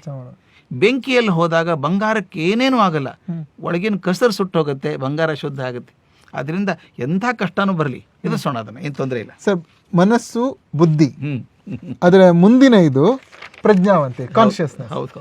ಸೊ ಇಡೀ ಭಗವದ್ಗೀತಾ ಮನಸ್ಸು, ದೇಹದಿಂದ ಬರುತ್ತೆ. ದೇಹ, ಮನಸ್ಸು, ಬುದ್ಧಿ, ಕಾನ್ಷಿಯಸ್ನೆಸ್, ಈ 4 ವಿಚಾರಗಳು ಇದು ಹೊರತೆ.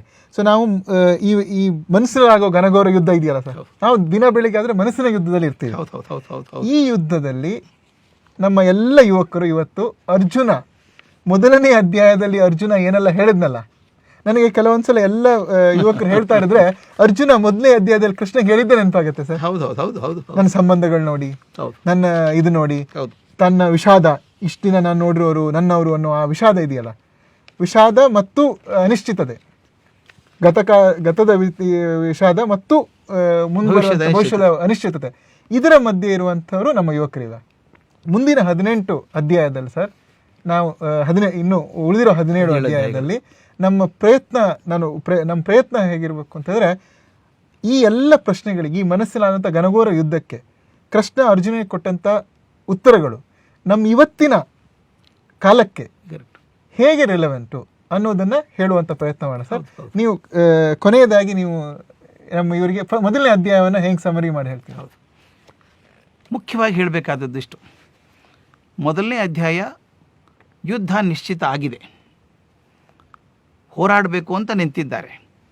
ಅನ್ಯಾಯದ ಪ್ರತಿನಿಧಿಗಳಾದಂಥ ಕೌರವರಿದ್ದಾರೆ, ನ್ಯಾಯಾಪೇಕ್ಷಿಗಳಾದಂಥ ಪಾಂಡವರಿದ್ದಾರೆ. ಇದು ನಾನು ಆಗಲೇ ಹೇಳಿದಾಗೆ ಸಾಂಕೇತಿಕ ಅಂತ. ನಮ್ಮ ಜೀವನದಲ್ಲಿ ಬೇಕಾದಷ್ಟು ಅನ್ಯಾಯಗಳನ್ನು ಕಣ್ಣಿಂದ ಕಾಣ್ತೇವೆ. ಅದರಿಂದ ನಾವು ಭಂಗರಾಗಿ, ಅಯ್ಯೋ ನಮ್ಗೇನು ಮಾಡೋದು, ಜಗತ್ತಲ್ಲೆಲ್ಲ ಕೆಟ್ಟು ಹೋಗಿದೆಯಲ್ಲ ಅಂತ ಒದ್ದಾಡ್ತೀವಿ. ಆಗ ನಮ್ಮನ್ನು ಎತ್ತರಿಸಿ ನಿಲ್ಲುವಂಥವರು ವಿವೇಕಾನಂದ ಕಡೆ ಭಾಳ ಚಂದ ಹೇಳ್ತಾರೆ. ಹೆಂಗಿದೆ ಪರಿಸ್ಥಿತಿ ಅಂದರೆ, ಹಿಂದೆ ಒಬ್ಬ ಅರ್ಜುನ ಮೊಳಕಾಲು ಊರಿ ಕೂತಿದ್ದ, ದೈನ್ಯನಾಗಿ ಕೂತಿದ್ದ, ಅವನ ಮಂದಿ ಒಬ್ಬ ಕೃಷ್ಣ ಇದ್ದ. ಇವತ್ತು ನನ್ನ 33 ಕೋಟಿ ಭಾರತೀಯರು ಮೊಳಕಾಲು ಊರಿ ಕೂತಿದ್ದಾರೆ, ಕೃಷ್ಣ ಎಲ್ಲಿದ್ದಾನೆ ಅಂತ. ಅದಕ್ಕೆ ಅವರೇ ಹೇಳ್ತಾರೆ, ಪ್ರತಿಯೊಬ್ಬರು ಹೃದಯದಲ್ಲಿ ಕೃಷ್ಣ ಇದ್ದಾನೆ, ಕಂಡುಕೊಳ್ಳಿ ನೀವೇ. ಹೊರಗಡೆ ಯಾಕೆ ಹುಡುಕಾಡ್ತೀರಿ ನೀವು ಕೃಷ್ಣನ್ನ? ಇದು ಬಹಳ ಅದ್ಭುತವಾದ ಮಾತಿದು. ಭಗವದ್ಗೀತೆ ಮುಖ್ಯ ಸಂದೇಶ ಇರೋದದು. ಹೊರಗಡೆ ಹುಡುಕಬೇಡಿ. ನಾನು ನಿಮಗೆ ಇನ್ನೊಂದು ಟೈಮ್ ಇದೊಂದು ಘಟನೆ ಹೇಳ್ಬಿಡ್ತೀನಿ. ಅದ್ಭುತ ಘಟನೆ ಇದು, ನೀವು ಕೇಳಿರ್ಲಿಕ್ಕಿಲ್ಲ. ಅಮೆರಿಕದಲ್ಲಿ ಒಬ್ಬ ಬಹುದೊಡ್ಡ ಮಾತುಗಾರ ಇದ್ದಾರೆ, ವಾಗ್ಮಿ, ಜಿಗ್ಲರ್ ಅಂತ. ನೀವು ದಯವಿಟ್ಟು ಕೇಳ್ಬೋದು, ಹುಡುಗರೆಲ್ಲ ಹೋಗಿ ಇಂಟರ್ನೆಟ್ಟಲ್ಲಿ ನೋಡಿದ್ರೆ ಸಿಗ್ತದೆ. ಅವರೊಂದು 10 ಸಲ ನೋಡಿದ್ದೀನಿ ಅವರು. ಒಂದ್ಸಲ ಈಗ ನಾವು ಏರ್ಪೋರ್ಟಲ್ಲಿ ಕೂತ್ಕೊಂಡಾಗ ಅವತ್ತೊಂದು ಘಟನೆ ಹೇಳಿದರು. ಅದು ಎಲ್ಲಿ ಬರೆದಿದ್ದಾರೋ ಎಲ್ಲ ಗೊತ್ತಿಲ್ಲ, ಬರೆದದ್ದು ನೆನಪಿಲ್ಲ ನನಗೆ. ಅದು ಹೇಳ್ಬಿಡ್ತೀನಿ ನಿಮಗೆ. ಆತ ಎಂಥ ಪ್ರಚಂಡ ಮಾತುಗಾರ ಅಂದರೆ, ಇವತ್ತಿಗಾದರೂ ಯಾವುದಾದ್ರೂ ಕಂಪ್ನಿ ಮುಳುಗಿ ಹೋಗ್ತಾ ಇದ್ರೆ ಹೇಳ್ತಾರಂತೆ, ಕಂಪ್ನಿ ಮುಚ್ಚಬೇಡಿ, ಜಿಗ್ಲರ್ ಕರೀರಿ. ಅವ್ರದ್ದೊಂದು ಲೆಕ್ಚರ್ ಮಾಡಿದರೆ ಕಂಪ್ನಿ ಸರಿಯಾಗಿಬಿಡ್ತದೆ. ಒಂದು ದಿವಸ ನ್ಯೂಯಾರ್ಕಲ್ಲಿ ಯಾವುದೋ ಕಂಪ್ನಿಯವ್ರು ಹೇಳಿದ್ರಂತೆ, ನಮ್ಮಲ್ಲಿ ಬಂದು 1200 ಜನ ಇದ್ದಾರೆ, ಅವ್ರು ಒಂದು ಲೆಕ್ಚರ್ ಕೊಡಬೇಕು ಅಂದ್ರಂತೆ. ಡೈರಿ ನೋಡ್ಕೊಂಡ್ರು, ಆಗ್ಬೋದು ಅಂದರು. ಎಷ್ಟು ಗಂಟೆಗೆ? ಮಧ್ಯಾಹ್ನ 12 ಗಂಟೆಗೆ ಆಗ್ಬೋದು. ಇವರು ಬಾಸ್ಟನ್ನಲ್ಲಿದ್ದರು. Boston to New York flying time is only about 45 minutes. Hmm 8:15 ಬೆಳಗ್ಗೆ ಫ್ಲೈಟ್ ಹಿಡ್ಕೊಂಡ್ಬಿಟ್ರೆ 9:15 ಇಲ್ಲಿ ಬಂದುಬಿಡ್ತೀನಿ. ಕಾರಲ್ಲಿ ಹೋಗೋ ತನಕ 11 ಆಗುತ್ತೆ. 12ರಿಂದ 4 ಮುಗಿಸಿ ಮತ್ತೆ ವಾಪಸ್ ಬಾಸ್ಟನ್ಗೆ ಹೋಗೋದು. ಈ ಥರ ಪ್ಲ್ಯಾನ್ ಮಾಡಿಕೊಂಡ್ರು. ಅವತ್ತಿನ ದಿವಸ ಬಾಸ್ಟನ್ ಏರ್ಪೋರ್ಟಿಗೆ ಹೋದರು. ನಿಮ್ಮ ಮನಸ್ಸಿಗೆ ಚಿತ್ರ ಕಟ್ಟದಂಗೆ ಇರ್ಬೇಕು. ಏರ್ಪೋರ್ಟಿಗೆ ಹೋದರು. ಹೋಗಿ ಚೆಕ್ ಇನ್ ಎಲ್ಲ ಆಯಿತು. ಒಳಗಡೆ ಇನ್ನೇನು ಬೋರ್ಡಿಂಗ್ ಹೋಗಬೇಕಲ್ಲ, ಅನೌನ್ಸ್ಮೆಂಟ್ ಬಂತು. The flight to New York is delayed by 1 hour. Flight to New York is delayed by 1 hour. ಅಲ್ಲಿ ಕೂತಿದ್ರಲ್ಲ ಎಲ್ಲರೂ, oh my God 1 hour late ಅಂದರು. ಈ ಮನುಷ್ಯ ಏನು ಮಾಡಬೇಕು? ಚಪ್ಪಾಳೆ ತಟ್ಬಿಟ್ಟು ವಂಡರ್ಫುಲ್, ಎಕ್ಸಲೆಂಟ್, ಫ್ಯಾಂಟಾಸ್ಟಿಕ್ ಅಂದರು. ಜನ ಅಂದರು, ಕೇಳಿಸ್ತಾ ನಿಮಗೆ? 1 hour ಲೇಟ್ ಸ್ವಾಮಿ ಅಂದರು. ಗೊತ್ತು ನನಗೆ ಅಂತ. ಲೇಟ್ ಆದರೆ ಏನು ವಂಡರ್ಫುಲ್ ಅಂದರು ಅವರು. ಆತ ಹೇಳಿದ, ಲುಕ್, ಯಾಕೆ ಲೇಟ್ ಆದ ಫ್ಲೈಟು? ಏನೋ ಟೆಕ್ನಿಕಲ್ ಪ್ರಾಬ್ಲಮ್ ಆದರೂ ಆಗಿರಬೇಕು, ಅಥವಾ ಕ್ಲೈಮೇಟ್ ಚೆನ್ನಾಗಿರ್ಲಿಕ್ಕಿಲ್ಲ. Thank God somebody observed it now only. They don't tell you 35,000 feet up in the air there's a technical problem. Thank God. ಮತ್ತೆ ಇನ್ನೊಂದು, ಅಮೆರಿಕಾದಲ್ಲಿ 1 ತಾಸು ಆರಾಮ್ ಟೈಮ್ ಎಲ್ಲಿ ಸಿಗುತ್ತೆ? ತಿರ್ಗಾಡ್ಕೊಂಡ್ ಬನ್ನಿ, do window shopping, heat popcorns ಅಂದ. ಹೌದು ಅಂದ್ರು ಅವರು. ಅವ್ನು ಹಾಗೆ ಮಾತಾಡ್ತಾನೆ, ಕನ್ವಿನ್ಸ್ ಆಗಿಬಿಡುತ್ತೆ. ಹೊಡ್ಕೊಂಡ್ ಬಂದರು, ಮತ್ತೆ ರೆಡಿ ಆಗಿದ್ರು ಹತ್ತೋದಕ್ಕೆ. ಮತ್ತೆ ಅನೌನ್ಸ್ಮೆಂಟ್ ಬಂತು, now the flight to New York is delayed by 4 hours. ಆಗ ಎಲ್ಲರೂ ಮೈ ಗಾಡ್ ಅನ್ಲಿಲ್ಲ. ಎಲ್ಲರೂ ಇನ್ಸ್ಟಿಂಕ್ಟಿವ್ಲಿ ತಿರುಗಿ ಇವನ್ ಕಡೆ ನೋಡಿದ್ರೆ ಏನು ಹೇಳ್ತಾನೆ ಇವನು ಅಂತ. ಈತ ಕುರ್ಚಿಯಿಂದ ಮೇಲೆ ಹಾರ್ಬಿಟ್ಟು, my God you answered my prayer so soon, fantastic, excellent ಅಂತ. ಅವ್ರಂದ್ರು 4 ತಾಸು ಲೇಟು, ಫ್ಯಾಂಟಾಸ್ಟಿಕ್. ಅವ್ರು ಹೇಳ್ತಾರೆ, ಜಿಗ್ಲರ್ ಹೇಳ್ತಾನೆ, ಲುಕ್, 4 ತಾಸು ಯಾಕೆ ಲೇಟ್ ಆಯ್ತು ಗೊತ್ತಾ ನಿಮಗೆ? ಸಣ್ಣ ಪುಟ್ಟ ಪ್ರಾಬ್ಲಮ್ ಇದ್ರೆ ರಿಪೇರಿ ಮಾಡಿರೋರು. It must a major problem. You survived an accident, thank God. And second, ನನಗೆ ಇನ್ನೊಂದು ಕಾರಣ ಇತ್ತು. ನಾಳೆ ಇನ್ನೊಂದು ಕಡೆ ಭಾಷಣಕ್ಕೆ ಒಪ್ಕೊಂಡ್ಬಿಟ್ಟಿದ್ದೀನಿ, ಪ್ರಿಪೇರ್ ಆಗಿರಲಿಲ್ಲ. ಈಗ 4 ತಾಸು ಕೂತ್ಕೊಂಡು ಚೆನ್ನಾಗಿ ಬರೆದ್ಬಿಡ್ತೀನಿ ನಾನು ಅಂದ. ನೀವು ಚಿಂತೆ ಮಾಡಬೇಡಿ, ಫೋನ್ ಮಾಡಿ ನ್ಯೂಯಾರ್ಕದಲ್ಲಿ ನಿಮ್ಮ ಫ್ರೆಂಡ್ಸಿಗೆ ಲೇಟ್ ಆಗಿದೆ ಫ್ಲೈಟು ಅಂತ, ವಾಪಸ್ ಬನ್ನಿ, ನಾನು ಜಿಗ್ಲರ್ ಕಿಟ್ಸ್ ಇದ್ದಾವೆ ಕೊಡ್ತೀನಿ, ಯು ಕ್ಯಾನ್ ಡೂ ಆಕ್ಟಿವಿಟಿ ಅಂದರು. ಅವ್ರಂದ್ರು, my God, free of cost. Ziglar workshop is so expensive. ಕರೆದ, ಅವರೆಲ್ಲ 5 ಜನ ಕೂಡಿಸಿದ, ತನ್ನ ಟಾಯ್ಸ್ ಕೊಟ್ಟ. ಅವ್ರು ಖುಷಿಯಾಗಿ ಆಡ್ತಾ ಇದ್ರು. ಆ ಗುಂಪಲ್ಲಿ ಒಬ್ಬ 91 year old ಮನುಷ್ಯ ಇದ್ದ. ಆತ ಜಿಗ್ಲರ್ ಹುಡುಗ ಆಗಿದ್ದಾಗ ನೋಡಿದವನು. ಅವನ ಕೈ ಹಿಡ್ಕೊಂಡು ಮೂಲೆಗೆ ಹೋದಂತೆ. Zig, tell me honestly, are you really happy? He says, no sir, I am feeling very bad. ಯಾಕೆ? I have promise 1,200 people there, but I am not able to go. ನನ್ನ ತಪ್ಪಲ್ಲ, ಬಟ್ ಏನು ಮಾಡಲಿ ಪಾಪ, 1,800 ಜನಕ್ಕೆ ನಿರಾಶೆ ಮಾಡಿದೆ ನಾನು.